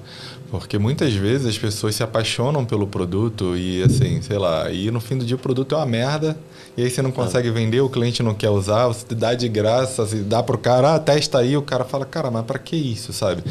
E não o que o cara precisa. Resolver o problema, assim, eu não sou um cara de produto, eu sou um cara de execução, né? Então, assim, o cliente falou, né, tinha essa ideia do produto ali, mas eu fui ver, o que se precisa, como é que eu resolvo esse problema? E aí o produto foi evoluindo totalmente de forma oportunística, com base na necessidade, óbvio, né, tentando fazer alguma coisa que fosse escalável, modular, não fosse uma coisa maluca, né, mas... Então, aí a cabeça da engenharia, do engenheiro ali entra, né? Como é que eu faço esse negócio ser replicável, escalável? Como é que eu faço automatizável e tal? Isso... esse embasamento todo traz, né? Mas o cliente precisa resolver isso hoje. O Banco Central está pedindo para ele resolver isso. A gente não tem o módulo, vamos dar um jeito de entregar para ele. Então a gente primeiro entregava, depois montava o módulo. Então a gente vendia, entregava o regulatório que o cara precisava, né? Ou do Banco Central, ou da Secretaria de Fazenda, ou Receita Federal, e aí depois montava o produto. Mas o importante era entregar o serviço, entendeu? Porque isso é claro, assim, na teoria é muito melhor você testar primeiro na prática, vendo alguém te pagando para isso que você conseguiu, do que você montar, experimentar, produtar, criar isso, aí depois você vai vender ou usar. Não é aquilo. Na verdade, a gente sempre acha que está fazendo a coisa certa e precisa ir testando. Você acha que, assim, uma coisa que eu vejo que você tem você participou direto e indiretamente, empreendendo como executivo, e até nas empresas que você montou, de muito construção de projeto, de muito negócio nascendo, de muito esse testar. Por exemplo, eu notei aqui na Mux, tanto a Mux quanto o BTG, o base do BTG, DOC, sei lá, eram processos que a tua tecnologia, o produto de vocês era muito para algo novo nascer. Então você tinha na PPI, na Mux lá, o sisteminha para o cara produzir uma empresa nova, no base, na DOC e tudo mais. Foi legal essa época, você viu um monte de novas fintechs nascendo, novos produtos. Eu também participei nessa época e hoje eu sou consultor, faço algumas consultorias de projeto, não tanto quanto eu fazia no passado. Eu vejo muito negócio nascer, eu fico olhando, caraca, que incrível, sabe? Eu participei de um projeto que era... O pessoal queria, para aumentar a venda, eles deram uma roupagem nova para a maquininha. Assim. Como era uma maquininha da moda, eles colocaram uma com jeans, uma com animal print e a outra com uma skin diferente e tal. Então, na hora que a dona do caixa ia oferecer, ela tinha do concorrente ali, mas o pessoal, nossa, que bonita é essa? Então, depois que o pessoal fez isso, não foi eu vi isso nascendo, aumentou um pouco a conversão da escolha como primeira opção de máquina ali. Como é que foi para você ver esses negócios nascendo, você está nesse turbilhão, apoiando na execução ali, por mais que você ofereça o teu produto, vendo isso? Não, assim, isso acho que foi um negócio assim, totalmente incrível do que o Banco Central promoveu, né, nos últimos anos, dessa abertura de novas empresas, de quebra de monopólio, né, não monopólio, mas um oligopólio ali.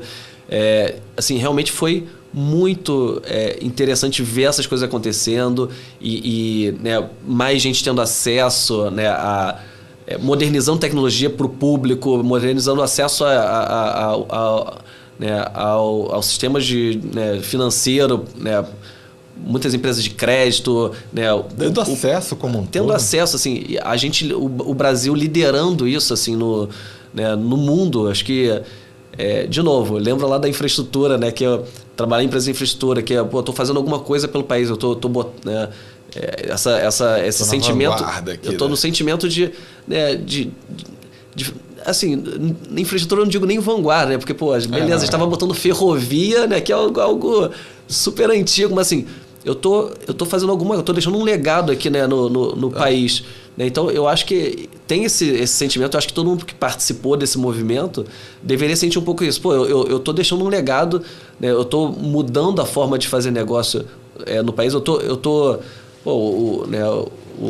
que diz da vanguarda, a questão, por exemplo, você falou que o Banco Central estimulou, não existe nenhuma adoção Eu estava dando uma palestra, outro dia a gente estava falando dos números do Pix, é inacreditável, assim, é muito maior do que o do YouTube, é muito maior do que qualquer coisa em termos de adesão de chaves novas. E essa vanguarda de você olhar um monte de negócio nasceu por causa do Pix. E você estava fornecendo tecnologia para isso, regulatório. Mas não só do Pix, né? Também da parte de crédito, toda a regulação, os novos tipos de licenças que foram criados. Então, eu acho que isso, assim, você participar do momento que, sei lá, que o presidente do Banco Central é eleito, né, o melhor, né, presidente do Banco Central do mundo e tal, não é porque ele sozinho, né, todo um movimento que aconteceu e as empresas, né, os empreendedores aqui no Brasil acompanharam para fazer acontecer, né? Então eu acho que participar disso, assim, é muito legal. Assim, eu tô vendo esse movimento de novo, né, nessa parte de stablecoins e tal. A gente está na vanguarda, eu acho que a gente está muito forte nisso. Então, o Brasil sempre foi reconhecido pela tecnologia de mercado financeiro e é muito legal a gente, nas novas tecnologias, se manter, né? A gente se mantendo na vanguarda e a gente mostrando para o mundo e a gente estando em feiras internacionais, né? Nos Estados Unidos, tive agora há pouco tempo lá no Oriente Médio também, numa feira, e né, empresas brasileiras lá e todo mundo interessado, né? Fazendo, né, cross-border com stablecoin. Então, assim, isso é muito legal. Assim, eu acho que o Brasil tem vários pontos muito ruins, né? Mas eu acho que tem uma força ali do empreendedor muito forte que quando, né, a regulação ajuda, né, que foi esse movimento, né, a regulação propiciou, né, na cabeça ali dos empreendedores, a fome ali dos empreendedores brasileiros, falou, cara, vamos fazer. É o momento, vamos fazer, vamos aparecer e tal. Isso aconteceu. Então você vê como o governo e órgãos reguladores podem mudar o país. Cara, eu fui sócio da Silicon Valley Brasil e hoje eu sou parceiro, a gente leva brasileiros, eles levam, e a gente está fazendo algumas coisas de fintech, levar brasileiro para ecossistema de inovação no mundo. China, Dubai, Vale do Silício, Israel, enfim, já fomos um monte. E exatamente isso que você falou. É um conjunto de características do ecossistema para impulsionar. Então, por exemplo, você vai para China, tem um governo, aí tem uma tecnologia, baixo custo para isso, mão de obra, e aí você vai para o Vale do Silício. Empresas, grandes corporações investindo, grandes universidades, o governo daquela região fazendo.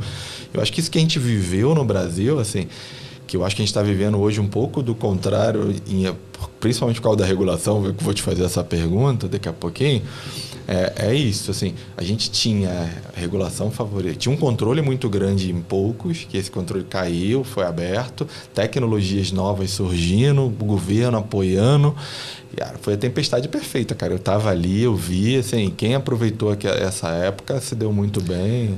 Mas essa tempestade perfeita, esse que é o ponto, eu acho que aqui a gente tem um Brasil empreendedor, assim, muito latente e forte. Então, em outros países você vê um monte de esforço para isso acontecer. Aqui basta um pequeno esforço, porque os empreendedores aqui, né, o Brasil tem técnicos muito bons, né, a gente aqui estuda bastante, a gente tem uma formação de mão de obra que a gente acaba perdendo para outros países, o pessoal sai do Brasil, mas assim, você tem uma formação de mão de obra muito boa, né, reconhecida. O mercado financeiro, né, especificamente, é muito bom, é reconhecido, né, a qualidade que a gente tem. Então, assim, na hora que se afrouxa um pouquinho, você vê, né, isso fervilhar. E assim, óbvio, teve consequências aqui dentro do Brasil, mas ignorando essa parte, você vê como isso se espalha pelo mundo. Sim, sim. Tem empresas aqui nacionais do setor, né, que conseguiram um posicionamento internacional, global. Você conhece uma, né, muito grande, né? Sim. A empresa lá que você, né, vendeu, teve... Não, o Ebanks é muito bem visto em todo lugar do mundo. Assim como você, eu também participo de evento, a gente estava na Money junto, eu fui para o UK Fintech Week, fiz um monte de coisa, cara, você vê os brasileiros, não só o Ebanks, mas outras empresas e executivos também dando palestras, falando muito bem, sabe, assim, e levando, é muito legal, sei lá, você tem no Talk sobre indústria e fintech, tem um brasileiro lá, Aí tem um talk para falar sobre, cara, como é que constrói ecossistemas financeiros. Aí tá o cara falando do projeto, do case do Uber no Brasil, que virou isso, sabe, e tal. Então, eu acho que a gente é muito... assim, eu acho que a gente está passando por um momento sensível, porque eu trabalhei muito nesse... E vivi muito isso, de criar novas ideias. Mas eu acho que o regulatório agora, por exemplo, de Banco Central, apertou muito as condições. Hoje, para você ter uma IP... tá muito sério. E a gente, antigamente, qualquer um podia montar uma IP, era muito mais simples. Qualquer um também é isso, mas era muito mais simples. Eu estou vendo hoje, por exemplo, muita gente me consulta. Puta, Fernando, outro dia eu recebi uns meses atrás. Fernando, eu quero montar uma fintech. Falei, cara, qual é a fintech? A ideia do cara era muito louca, mas muito boa. Muito boa. Era para pegar sei lá, obras e transformar cada unidade num banco porque paga fornecedor e organizar. E é meio que, cara, existe um problema muito grande dentro da infraestrutura de obra, de distribuição de material e tal. E ele queria criar um banco, como se fosse um banco, uma conta digital para cada unidade, porque o recebível ia ficar travado, ia dar segurança financeira para o ecossistema, ia fazer tudo isso e tal. E ele queria validar isso. Ele falou, pediu ajuda e tal. Hoje esse cara, para ele começar a montar uma infraestrutura, para testar isso, para ele fazer isso com uma obra de, sei lá, 400 apartamentos, ele tem que botar 12 milhões só de capital social ali, do jeito que ele tinha desenhado. Então, acho que apertou demais para um cara que quer testar. Acho que o próximo passo, de repente, é o Banco Central fazer uma caixinha de areia ali, fazer um playground para uma galera. Ah, você quer? Beleza, aprovei. Faz aí 100 mil transações, faz 5 mil contas. O Banco Central não vai fazer isso, né? Acho que não está nem viés deles, assim, né? Eu participei do laboratório de inovação lá do Banco Central, o Lift Lab, né? E entendi, assim, bastante a cabeça do regulador, né? A gente fez um projeto lá relacionado a blockchain e tudo. Então, assim, eu acho que hoje tem saída para isso, né? Através das soluções de Bank as a Service, né? Elas, eu acho que ganham um papel importante, né, para esses testes e tudo. Mas aí você entra na regra de um cara específico. Isso, exatamente. Da aprovação dele, você não tem tanta liberdade para testar. Você pega algo pronto e você tem que se adaptar. E você não cria algo novo. Cara, se a gente falasse há 5 anos atrás, a gente fazia o que a gente queria para brincar, para testar. Eu concordo. Hoje em dia não é mais assim. Assim, de qualquer forma, assim, né? E eu não estou falando que não precisa de regulação. Pelo contrário, eu acho que o nosso regulador é incrível e ele tem feito coisas incríveis. Por isso que eu tenho até esperança de falar, cara, cria-se um sandbox, alguma coisa para testar isso, para chegar no momento. Mas eu já peguei uns 3 projetos desse que eu falei que não anda hoje, não anda. E nem vai mandar. Eu acho que assim, como eu falei, né, o brasileiro ele é muito empreendedor pro bem e pro mal, né, também, né? Então, assim, óbvio que quando tem as oportunidades também de fazer coisa errada, né? Em qualquer setor. Muita gente aproveita. Então, de alguma forma, né? E aí tem até uma questão de imagem e tudo, né? Que eu acho que as medidas até podem ter sido, né? Não estou fazendo juízo de valor aqui, mas até poderiam ter sido exageradas, mas tinha que ter uma resposta ao que estava acontecendo, né? Então, assim, acho que assim, de forma geral, né, é um período de acomodação. Concordo. Né? Os caras que estão mais preparados e organizados vão se estruturar. Esse monte de regulação adicional que está acontecendo agora está trazendo também muitas empresas de fora para cá, né? Então, esse é um movimento também para a gente observar, né? Porque as empresas que estavam aqui...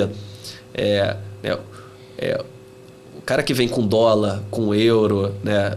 O poder de compra é muito maior, né? Então, você acaba penalizando o empreendedor nacional, com recurso nacional, né? Porque, eventualmente, esse cara não consegue seguir e aí vai ser substituído por um cara que está vindo de fora, que eventualmente vai comprar uma licença, né? E a gente está vendo isso acontecer bastante.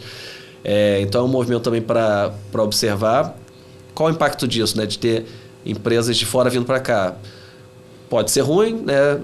Mas também se o time aqui é brasileiro, é nacional aqui, com gente boa trabalhando e tendo exposição lá para fora, não sei, também acho que de novo, muda a dinâmica, mas assim, continua um monte de empresa aparecendo. Principalmente empresas de fora entrando. Tem muita empresa de fora entrando no Brasil agora, nesse momento, por causa da regulação de cripto. Não, cara, eu concordo. E só estou fazendo essa observação. Assim, a maioria dos ecossistemas que eu fui, e até no próprio Brasil, a inovação, ela vem de gente que está nascendo. Os grandes bancos, as grandes fintechs, as grandes empresas, elas não vão inovar. Você já vendeu empresa para grande, você sabe que é isso. Se você foi comprado, provavelmente por uma coisa que ele não conseguiu fazer. E assim, se dependesse dele fazer isso, ele não ia fazer.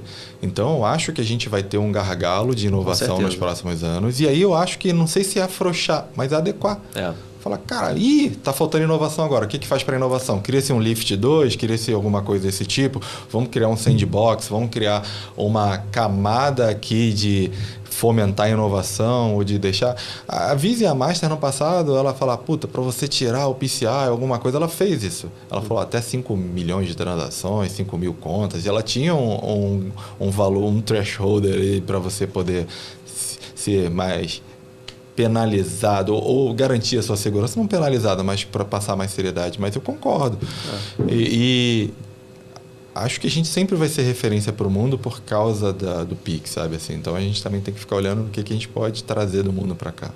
Tem um ponto aí também. Eu concordo plenamente, tá? Eu acho que poderia, né, ter formas de fomentar, continuar fomentando como foi. Aí acho que é o problema estrutural do Brasil, né? Assim, que aí e não é um problema de Banco Central, né? A gente vê o pessoal do Banco Central há 2, 3, 4 anos, toda reunião que entrava, pessoal, salário, não sei o quê, estamos com pouca gente, e aí perdendo gente, né? Um monte de gente muito boa saindo. Virando consultor. Então, assim... no Banco Central, para mim, acho que é a maior fintech do Brasil hoje é o Banco Central. E é que tem menos time. Exatamente. Então, assim, você... deveria ter uma forma melhor, mas eles têm recursos para isso. Como fazer isso, né? Então, assim... Aí eu volto no ponto que você falou antes, né? Isso é política pública, né? A política, como é que o governo, de forma geral, cria os mecanismos para acontecer, né? Para ter a regulação, né? Para afrouxar para quem precisa, para o empreendedor. Então, assim, é complicado. Assim, e isso deixa triste. Por outro lado, né? Muito triste, porque você vê que algumas medidas são feitas porque realmente, de forma geral, o sistema abafando o empreendedorismo de novo. Né? Então, se abrir um pouquinho, a fagulha, né, vira um fogo, vira um fogaréu ali, mas fica descontrolado. Então, você tem que abafar porque você não tem os mecanismos de observância ali, né?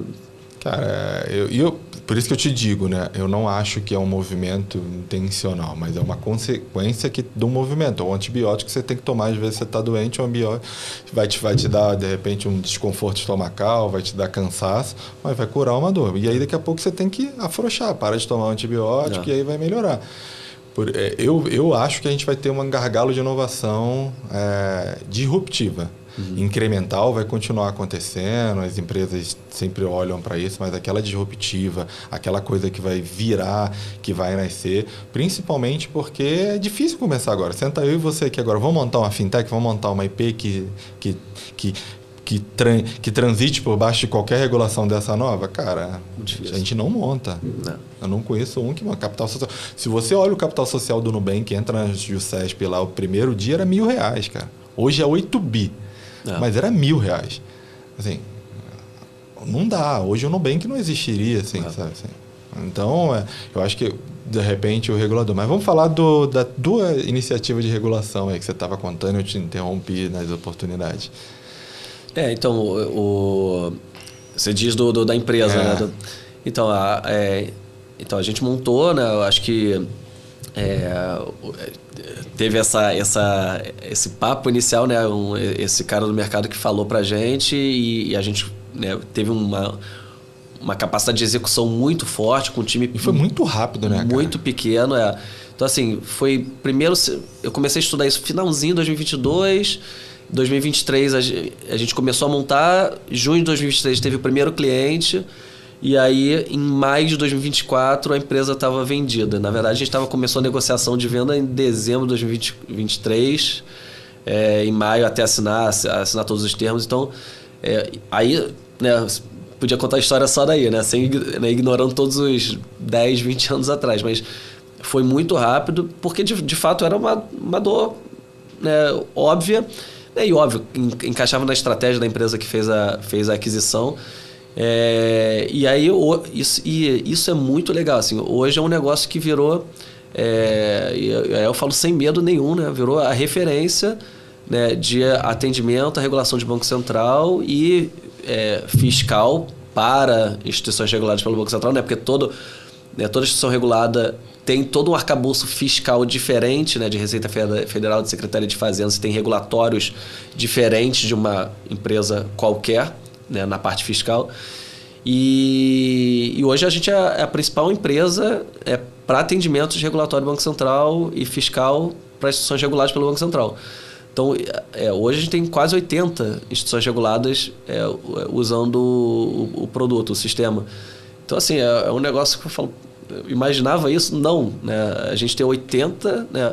Se a gente fizer um recorte das instituições, nosso foco inicial sempre foram as fintechs, né? Então, no segmento prudencial ali, né, você tem o S1 lá, que são, né, os bancões e tal, até o S5, que são, em geral, as fintechs.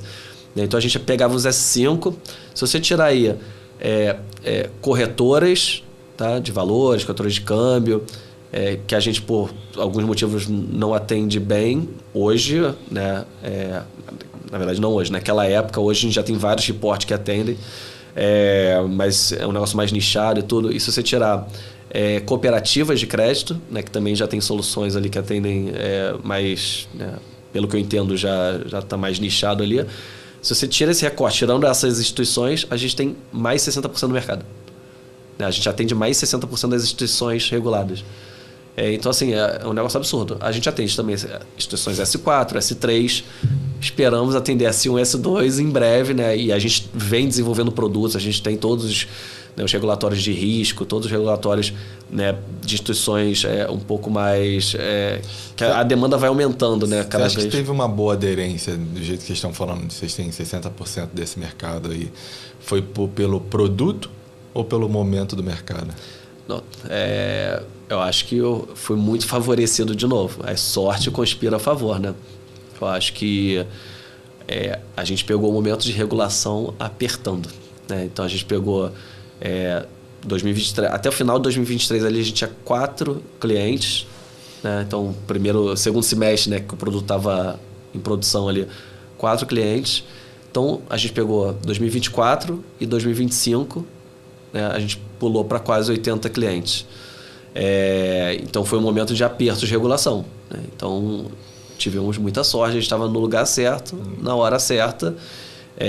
Então um monte de instituição que não era obrigada, né, que não era regulada, a instituição não regulada começou a ter que reportar para o Banco Central, né? Instituição que tinha, né, tinha conta, né, não era regulada, que ia ser obrigada a regular em um ano depois, começou a ter que ser obrigada a reportar para o Banco Central, né? Então começaram a ter vários momentos de corrida. A gente, né, tem alguns webinars que a gente até fez, né, dentro da empresa, que a gente viu, que a gente vai falando desses ciclos, né?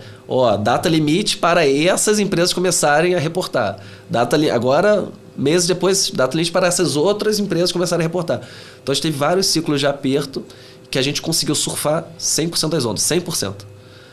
De novo, capacidade de execução, de estar atento ao mercado e capacidade de execução, de ter o produto na hora certa. Eu estava diretamente e indiretamente ali fazendo alguns projetos como consultor, alguns M&As ali.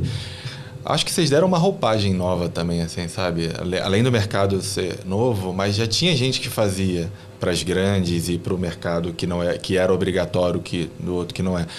Acho que vocês deram uma simplicidade, assim, antigamente assim, tinham qualquer CADOC ou E-financeira, sei lá, qualquer nome que vinha desse, era um assunto muito técnico, era um assunto muito pesado, era difícil falar, tinha que ter um especialista e tinha que botar com o teu especialista e não tinha ninguém para tirar dúvida, sabe?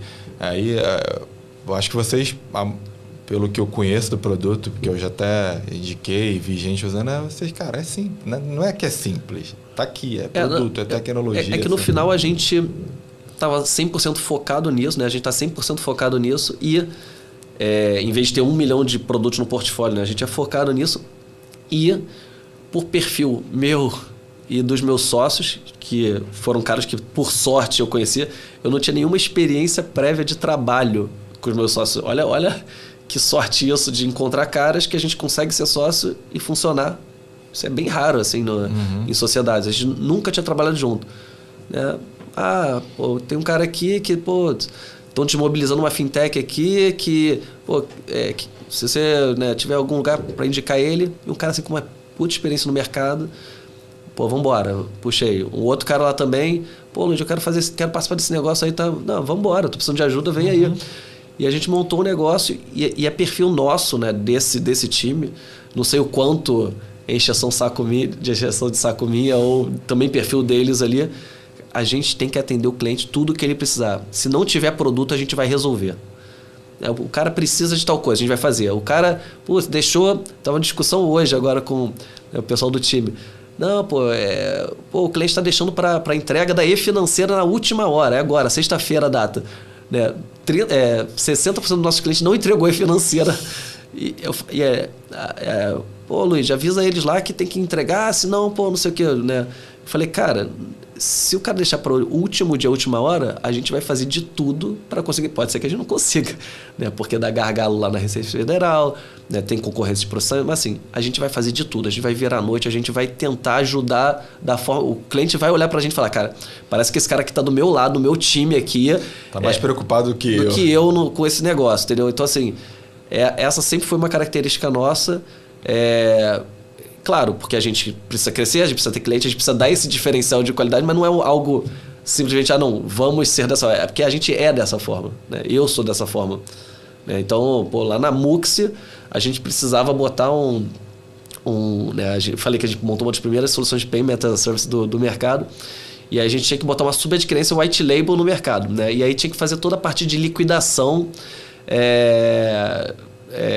né, com arquivo KNAB, não sei o quê, e esse pedaço não estava pronto. Então a gente não conseguia fazer liquidação de forma sistemática. E a gente querendo vender o produto, né? Não, vai demorar aqui, sei lá, um mês para ficar pronto. O time de desenvolvimento, não vai ficar um mês não, cara. A gente tem que botar esse negócio logo. Eu vou atender o cliente, eu vou fazer. Não vou falar pro cliente, não tenho isso. Eu montei um negócio lá em VBA, Excel... cara, que gerava os KNABs meio que na mão, usando Excel. E você subia na mão. E a gente subia o KNAB na mão. Então, assim, não temos a tecnologia. A gente tem que dar um jeito, entendeu? Esse negócio de a gente tem que dar um jeito sempre foi, assim, muito forte. E óbvio, e usando, né, o mínimo de cérebro ali para como é que eu faço esse negócio para não ficar aqui, não demorar 1000 horas para fazer. Como é que eu faço esse negócio que seja escalável, consiga fazer... liquidação, né? Todo dia eu tenho que fazer liquidação. Então, todo dia eu não posso ficar o dia inteiro montando um arquivo, tem que ser rápido. Então, assim, e a gente faz isso para os clientes hoje. O problema é livre de erros. Não, tem problema pra caramba no sistema. Muito problema. Só que a gente, quando dá problema, não, o sistema deu um problema. Cliente, né, já era. Não, cara, a gente vai dar um jeito, a gente vai enviar para você. Pode dormir, deixa com a gente aqui. A gente vai se virar. No dia seguinte, você vai acordar, vai estar tudo resolvido. Então, o cliente, a gente tenta isso no máximo, porque entendeu? De alguma forma você também é uma empresa e pelo que você fala, e aí eu quero que você entre nesse formar time, cultura, a cultura de vocês lá. Eu acho que a gente também é cliente do nosso produto, né? Assim, a gente tem que se enxergar. Eu lembro, as áreas são clientes uma da outra. A tua área de operação é cliente de tecnologia, de financeiro. Lá no Joy, cara, a gente fazia um negócio muito bacana, assim, que a gente viu no Vale e a gente trouxe, que era trocar as pessoas de área e não só trocar... Carrossel de gente. E não só trocar definitivamente, mas trocar por experiência. Pegar um vendedor e botar um dia para ele fazer cadastro, pegar o cara do financeiro e colocar ele para ir para a rua vender... Colocar isso para as áreas entenderem quanto que é importante que a área dela funcione bem e impacta na vida do outro. Então, isso a gente tirou muito... A gente viu muita coisa acontecendo boa de melhoria de produto dessa. Eu lembro do financeiro que a gente fazia até de granada. Sei lá, na época de subadquirência, a gente tinha lá 50 mil clientes, a gente tinha... E a gente, para evitar de pagar o TED que tinha, a gente abria conta em vários bancos e calculava, fazia... Cara, o financeiro, coitado, passava a manhã inteira, todo dia fazendo isso e tal. Aí nesse cross, assim, o pessoal de tecnologia viu e falou, porra, cara, mas se eu fizer isso aqui automático, cara, sei que você falou, sentou, criou um processo para testar, sei lá, um negócio que era a manhã inteira virou 15 minutos, sabe, cara? Isso. E a gente não tinha essa tecnologia toda que a gente tem hoje, assim, tô falando disso há 15, 18 anos atrás, então, como é que vocês se preparam lá para... Você carrega muito do teu time para um lado e para o outro, você tem as tuas iniciativas, como é que é cultura lá? Como é que você constrói?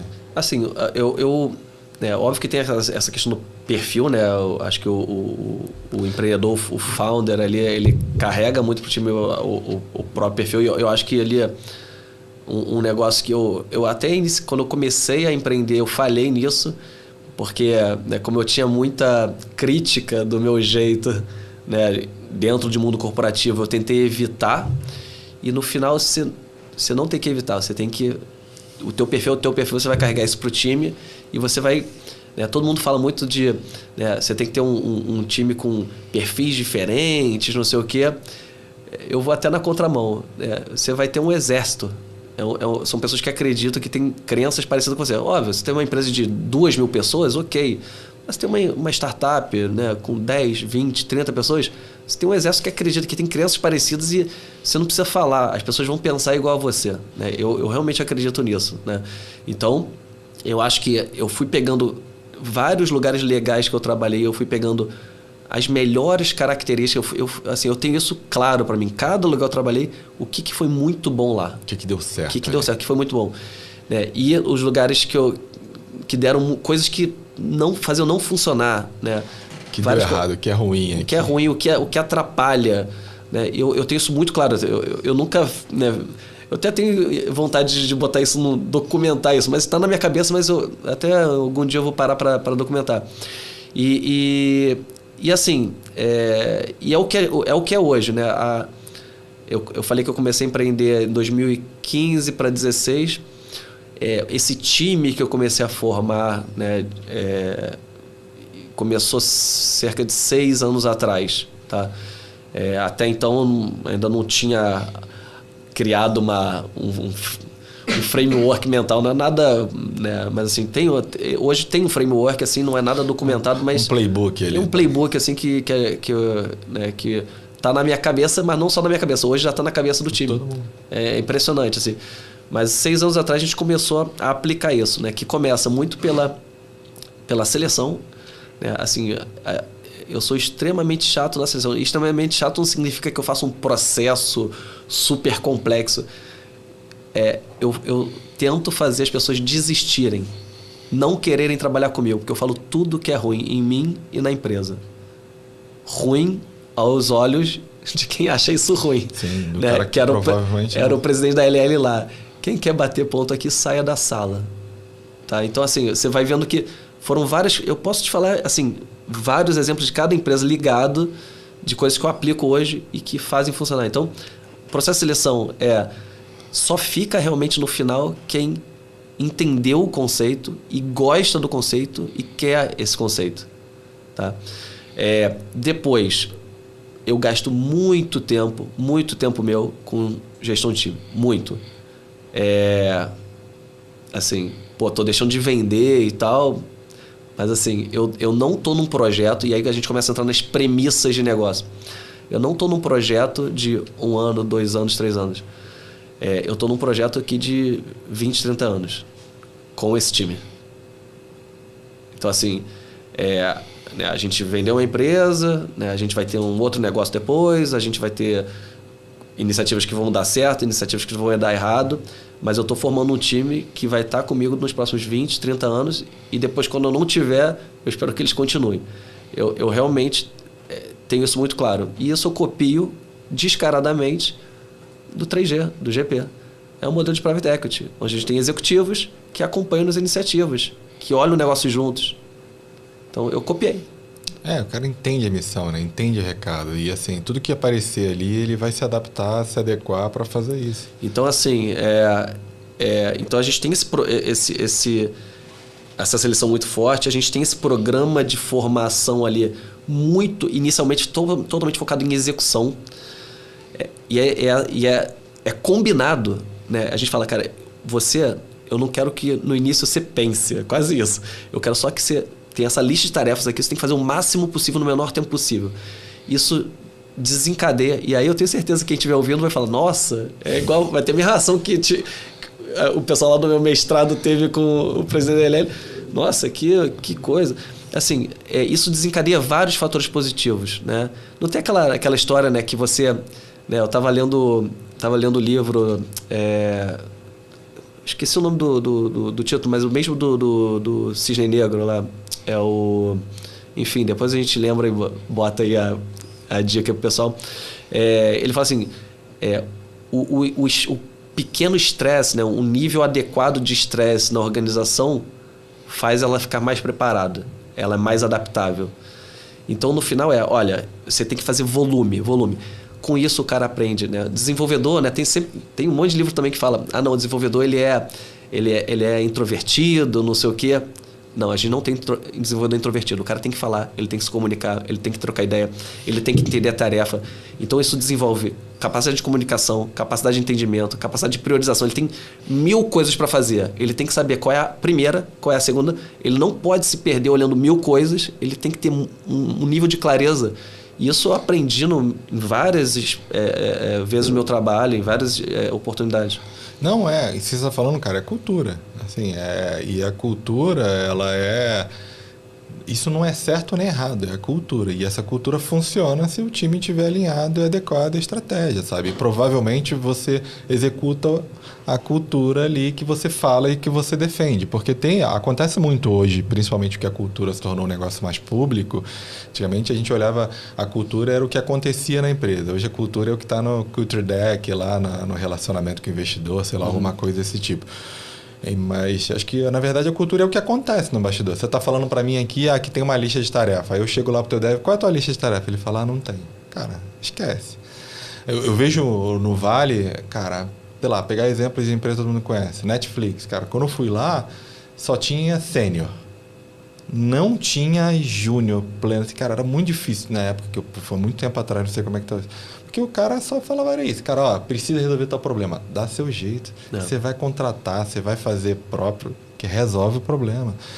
Aí você ia pro Google, tem até um filme, né? Você tinha um trainee, você tinha um júnior, você tinha um pleno, você tinha um total executivo, especialista. Cada um escolhe onde quer trabalhar, tem festa. Aí você vai no Facebook, cara, uma política de... muito, arrojado, todo mundo tem que fazer, trabalhar, quem trabalha muito mais, ganha muito mais e tal. Então, assim, eu fui nessas 3 empresas, políticas e culturas diferentes, e todo mundo muito feliz trabalhando lá dentro. Porque o cara que quer trabalhar no Facebook, ele tá feliz trabalhando no Facebook. Se ele mudasse pro Netflix, de repente ele ia ficar puto. Se mudasse o cara do Google pro Netflix. E de novo, né, numa startup, quando você vai para uma empresa, a gente viu isso, né? Por exemplo, a própria Ambev lá, quando depois globalizou, né, a cultura vai se modificando, porque você tem que atender a todos. Sim. Quando você tem uma startup com 5, 10, 15 pessoas, você consegue selecionar aqueles que vão funcionar no modelo que você precisa, que você quer, que você sabe jogar, né? Então você consegue pegar a dedo. Né? Então, assim, tem essa parte da execução, né? Depois a gente passa para um momento que o cara tem que começar a ajudar o time, né? Ele tem que começar a documentar, ele tem que começar a mostrar, ele tem que começar a ensinar de alguma forma, mentorar. Então a gente começa a fazer esse ciclo de pessoas que começam a ensinar as pessoas mais novas, né? Então a gente sempre trabalhou, e aí por experiência minha, eu acho que eu aprendi isso em várias empresas que eu trabalhei, de pegar gente muito júnior. A gente já pegou gente que não sabia programar e queria ser programador. E hoje o cara é um dos melhores programadores do time. Assim, porque a gente forma muita gente, a gente forma. Né? Forma dando pista pro cara. Vai lá, se expõe, fala com o cliente e tal. É a parte mais assim, que eu gostava, na época que a gente chegou a ter 60 pessoas no time, que eu gostava mais era esse tipo de coisa, de formar. Esse cara que eu te falei que está na empresa francesa, sei lá, cara, ele veio outro dia desse, uma outra pessoa que está no PicPay também, muito, ganhando uma boa grana, veio falar, agradecer. Eu acho legal quando as pessoas têm a humildade de agradecer. Só que eu virei para as duas e falei, cara, sabe o Jorge que trabalhava contigo, o fulano trabalhava contigo? Cara, tá desempregado e o outro tá ganhando a mesma coisa que ganhava na época e vocês estão ganhando 15, 20 vezes mais, entendeu? Então, acho que assim, os dois estavam no mesmo local e vocês desenvolveram porque vocês iniciaram, sabe? Então, eu acho que isso é um negócio do ser humano também, sabe? Assim, a capacidade de formar a gente é muito bom, é muito legal que você vê a pessoa crescendo, você vê o resultado acontecendo. Sei que você falou, ele não sabia nada de desenvolver, não sabia uma linha de código, agora sabe pra caramba, já tá treinando outra pessoa depois, já tá crescendo. Você vai do macro aí, né? Aquela vontade, né, que eu falei antes, né? Pô, quero fazer alguma coisa pelo país, pelo mundo, algo, né? Deixar um legado. E ao mesmo tempo, eu tô fazendo a diferença na vida de uma pessoa, né? Que de repente vai ser pai, mãe, e vai ter Cara, filho, isso vai mudar o ecossistema, vai ser a fonte. É muito legal. E aí, então assim, tem todo esse programa assim, que a gente faz de formação que não tá nada escrito, mas todo mundo, você pergunta para qualquer lá, sabe como é que funciona. Né? E aí, e claro, tudo isso aliado a uma política de meritocracia muito forte. Né? Então, a gente tem uma política de bonificação muito alta. E essa bonificação, né, para aqueles que realmente estão indo muito bem, a gente fala, olha, você pode usar a sua bonificação para comprar participação. Boa. Então, eu não dou participação. O cara, ele recebeu um dinheiro. Ele escolhe se ele quer usar esse dinheiro ou se ele quer comprar. Por sorte, de novo, enfim, pelo trabalho, grande parte, né, do time tem comprado participação. Então, assim, todo mundo tem uma expectativa de que isso, né... Eles cada vez mais se tornam parte do negócio. Né? Parte do negócio. Então, é o que eu falo sempre, ó. Cada vez mais o negócio vai depender menos de mim e mais de vocês. Então, cada vez que vocês mostrem que o negócio depende menos de mim, falo, não, Luiz, não precisa fazer nada, não deixa que eu já vou resolver aqui tal, que tem iniciativa. Pô, esse cara precisa ter uma participação maior. Né? Então, de novo, eu estou num projeto aqui de 20, 30 anos, né, com esse time. Né? Então, a galera está estando comprado nisso, entendendo e tendo uma política de... Porque não adianta você... descascar o time e tal, você falou lá, eu faço um monte de coisa aqui que ninguém nunca fez nos últimos 50 anos lá no Exército, e, mas eu vou ganhar a mesma coisa, não vou... Né? Então, eu tô fazendo a diferença. No curto prazo pode ter alguma desbalanceamento, alguma coisa que não tá legal? Pode, mas o cara tem que estar claro que no médio prazo... Depende dele. É isso. Se ele fizer a diferença, vai vir. Né? E tem que ser um negócio que cresce, né? Então, é um negócio que está em crescimento. Né? Então, acho que também é meritocracia, mas a indústria, o negócio, né, não cresce. Então, meritocracia do quê, né? Não tem dinheiro para distribuir. Né? Então, acho que você... E aí a parte mais difícil, né? Como é que você mantém um negócio, né, um negócio em crescimento, né? Você tá... Né, a gente está dentro de uma indústria que sempre foi... né, assim, sempre teve dinheiro, a indústria, né, mercado financeiro, é onde está o dinheiro, né? Então... mas você tem que conseguir achar os espaços, né? E aí, né, dentro dos movimentos, né, dos ciclos e tal, para conseguir crescer. Porque senão você não consegue justificar para um time que está super empenhado lá que eles vão ter alguma coisa no futuro. Então, acho que tem essa pressão, né, do empreendedor, do founder e tal, de sempre estar criando iniciativas e criando oportunidades para esse time crescer junto. Né? Então, eu tenho essa missão... Hoje, assim, esse time que eu formei somos 30 pessoas, então eu tenho uma missão ali de manter essa galera, de realmente concretizar essa oportunidade, entendeu? Muito bom, cara. Faz uma boa missão, eu acho que isso tem... E o que o Luiz de hoje está se aprontando por hoje, futuro, até aí se você quiser já emendar num outro tema que eu tenho aqui, que é sobre o futuro das fintechs, o que você enxerga também? Então, assim, eu tenho participação, né, em algumas empresas hoje, né, e... Você faz um trabalho de mentoria, conselheiro também, até board ali de uma galera... Hoje tem pouco tempo para isso, né, porque como eu tenho muito foco na empresa lá né, de regulatório, que demanda bastante, né, e eu tenho participação em outras empresas também. Enfim, eu acho que agora... assim, conseguir, né, de novo, eu acho que eu estou aprendendo, né, demorei 10 anos como empreendedor para descobrir o primeiro caminho, né, e eu acho que agora algumas coisas ali que eu aprendi estão me ajudando a organizar outras iniciativas, né, e eu acho que estão começando a dar certo, assim, então... eu vejo que, assim, no médio prazo, de novo, como é que eu faço nos próximos anos, consigo continuar criando iniciativas para esse time que eu estou trazendo conseguir ocupar os espaços, né? Então, acho que, de novo, bem focado em mercado financeiro, em fintech, né? Eu acho que tem muita coisa para fazer, tem muita oportunidade aí ainda. Você falou, né? O que o futuro dessa indústria, né, traz para a gente aí?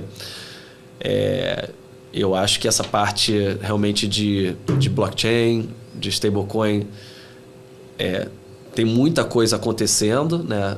Tokenização de ativos, tem toda a parte de cross-border, que isso aí já é um fato, né? Money 2020, a gente estava lá, todo mundo falando disso. Todo mundo falando disso. Mas assim, eu acho que ainda não para por aí. Eu acho que a gente tem que conseguir identificar, porque isso vai trazer outras dores, né? Assim como a gente achou... Eu acho que assim, empreender, isso é uma falácia aí que tem, né?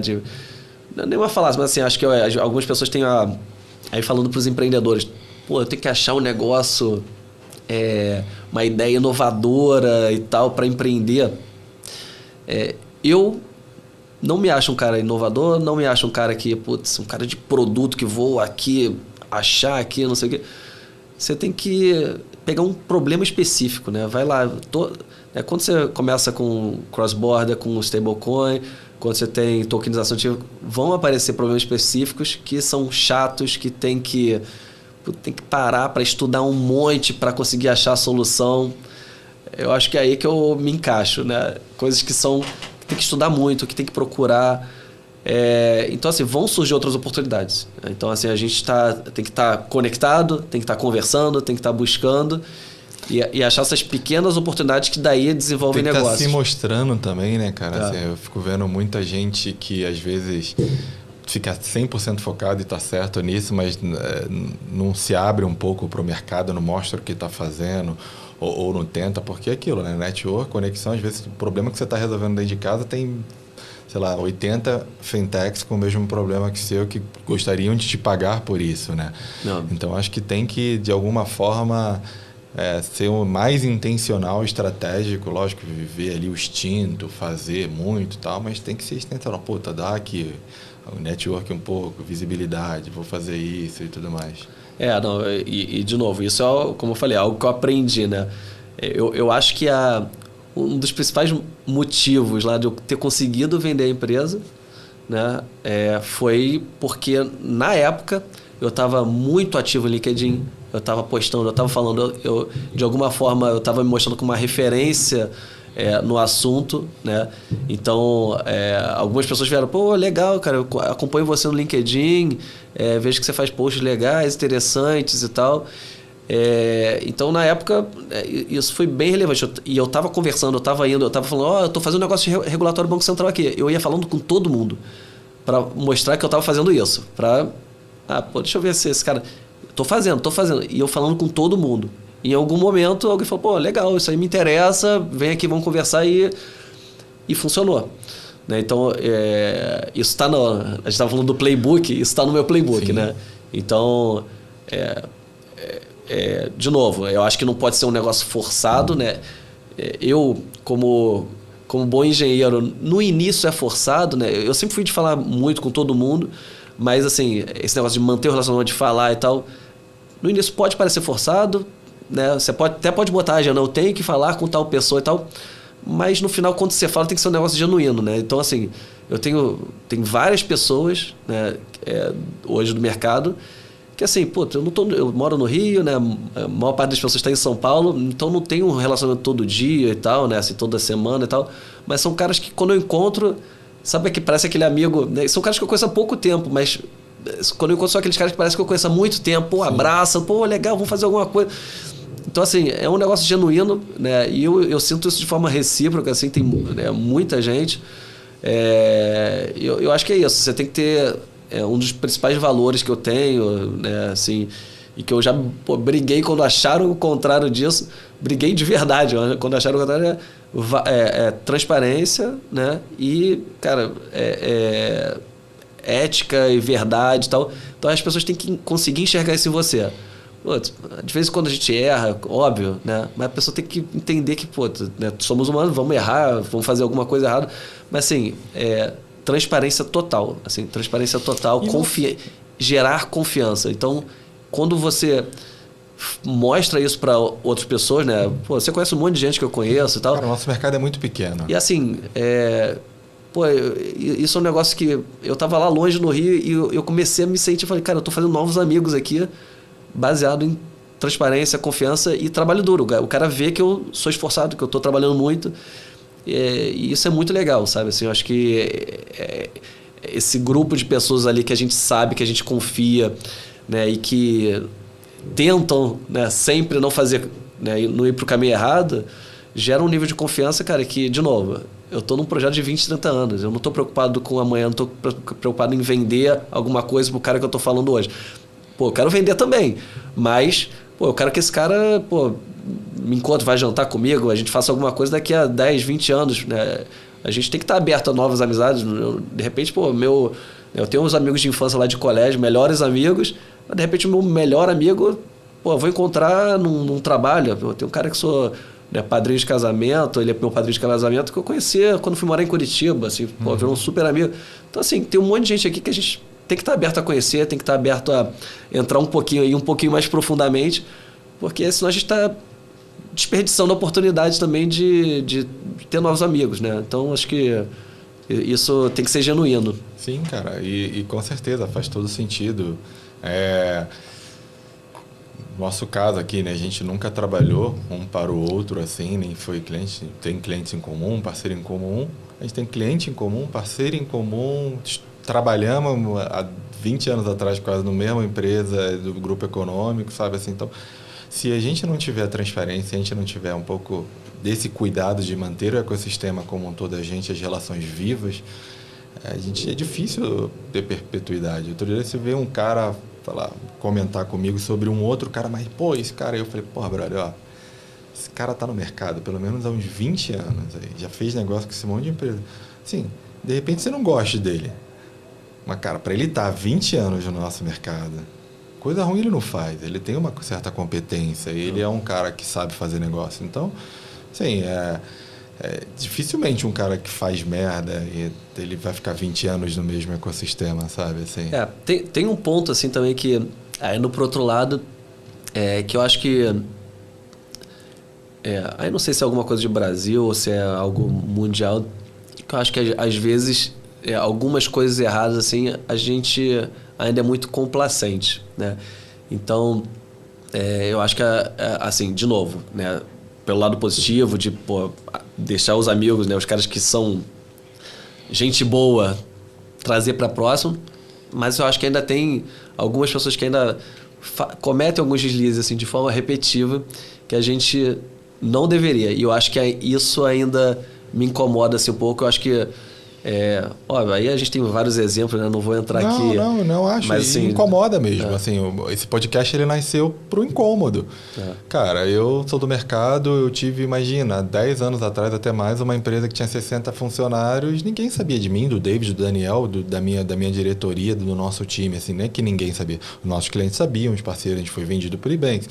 Mas pouca gente conhecia que era gente. E além da gente, tinha gente do lado, empresas, parceiros, competidores, concorrentes, que também não sabia. Todo mundo contava sempre a mesma história. E, porra, cara, que são histórias incríveis. Cris Junqueira, do Nubank, tem história incrível. Sei lá, o pessoal da PagSeguro e do Stone. Tem histórias incríveis. Não estou falando que são histórias ruins. Mas, cara, tem 2.000 fintechs. Um monte de história bacana, igual a sua, igual das 18 pessoas que eu entrevistei aqui, e que muitas vezes eu queria aprender. Falar, caraca, onde esse cara se formou? O cara sabe pra caramba, como é que foi a história que ele passou? E eu poderia aprender com a tua história. De repente, a metade das cagadas que eu fiz na JoyPay, eu não teria feito se eu tivesse escutado esse podcast com essas 18 histórias. Mas não sai, porque o que vende muito... Cara, sei lá, no nosso mercado tem isso. A gente tem eventos brasileiros. Cara, 80% é a mesma palestra, do mesmo grupo ali, dando no mesmo tema, dando mesmo isso em todos os eventos. Aí eu gosto de ir, eu vou muito pro network e tudo mais, mas aí eu fico pensando, puta, eu não consegui ir na palestra do fulano de tal. Pô, no outro evento eu vou, que vai ser A mesma coisa, assim. Porque tal. Então, acho que a gente tá... O mercado tá respirando coisa nova. Eu tô gostando disso. Eu tenho visto. Tem regulatório que a gente comentou, tem ponto de atenção e tal, mas eu acho que a gente está dando novas funcionalidades, tem umas associações novas saindo, tem gente nova tá trazendo, enfim. Não, eu acho que tem isso. Acho que tem... Eu acho que tem alguns espaços, né? Óbvio... não estou me colocando aqui nessa posição não, né, de jeito nenhum, mas por exemplo, tem gente muito melhor do que eu que você podia trazer aqui também, né, porque são assim, são heróis, cara, assim, são empreendedores que fizeram diferença, né? Eu estava contando ali da PPI, cara, esse cara fez um negócio assim, e ninguém, assim, será que, óbvio, as pessoas do mercado conhecem, mas assim, eu acho que... Eu vou falar com o Alexandre quinta-feira. Legal, então é isso. Já falou o nome do cara. Mas assim, você vê, por exemplo, de novo, né, não eu estou idolatrando aqui, né, cultura americana, não, mas assim, o culto que eles têm lá aos heróis nacionais, né, beleza, tem os do esporte, mas tem, né, os grandes empreendedores, aí você tem seriado do cara, filme do cara e tal. Aqui a gente tem um monte de filme sobre corrupção, né, que eu acho que também é importante falar, né, as coisas ruins que acontecem para a gente lembrar. Mas, cara, assim, até os canais, as plataformas de streaming agora estão trazendo vários heróis, assim, que eu acho que, faltava isso, né? Você trazer heróis, os heróis locais, né, os heróis da... nos Estados Unidos tem muito isso, né, o local hero, né? O cara que fez a diferença ali na comunidade, na indústria. E a gente tem vários, cara, que assim, a história, a gente não pode deixar a história apagar, assim, porque são caras que fazem diferença e são exemplos. Você me perguntou no início, quem foram os seus exemplos? Eu falo, teve lá o meu avô, né, minha família de dentista e tal. Cara, eu precisava ter mais exemplos, eu deveria ser mais impactado pelos heróis, né? Eu vivi eu sou Senna, né, mas... O Ayrton Senna não é meu parente, né? Mas assim, aquilo ali era importante, né, para a população, né? A gente tem um herói e falar, cara, como é que esse cara chegou lá? Saber a história por trás. Né, é o cara que se esforçava mais, né? Antes a Fórmula 1 era um monte de cara rico que ia correr, né? O Ayrton Senna chegou lá e ele treinava mais, olhava mais o carro, gastava mais tempo e tal. Eles falaram, esse cara é um saco. Porque esse cara de correr na chuva, porque é onde ninguém quer estar. Esse cara é um saco, cara, porque ele vai fazer eu ter mais trabalho. Então, o cara que fez a diferença é o cara que treina mais. Então, assim, esse exemplo é importante dentro da indústria, pro país, né? Então, assim, eu acho que esse espaço que você dá, cara, ter um viés assim de... Cara, olha só como ele fez, olha só o que fez a diferença, é muito legal. Porque às vezes, cara, com 25 anos, com 20 anos, cara, a gente tá tão difícil, tá tão ruim a situação pra gente que a gente não vê futuro. E aí o cara, de repente, vai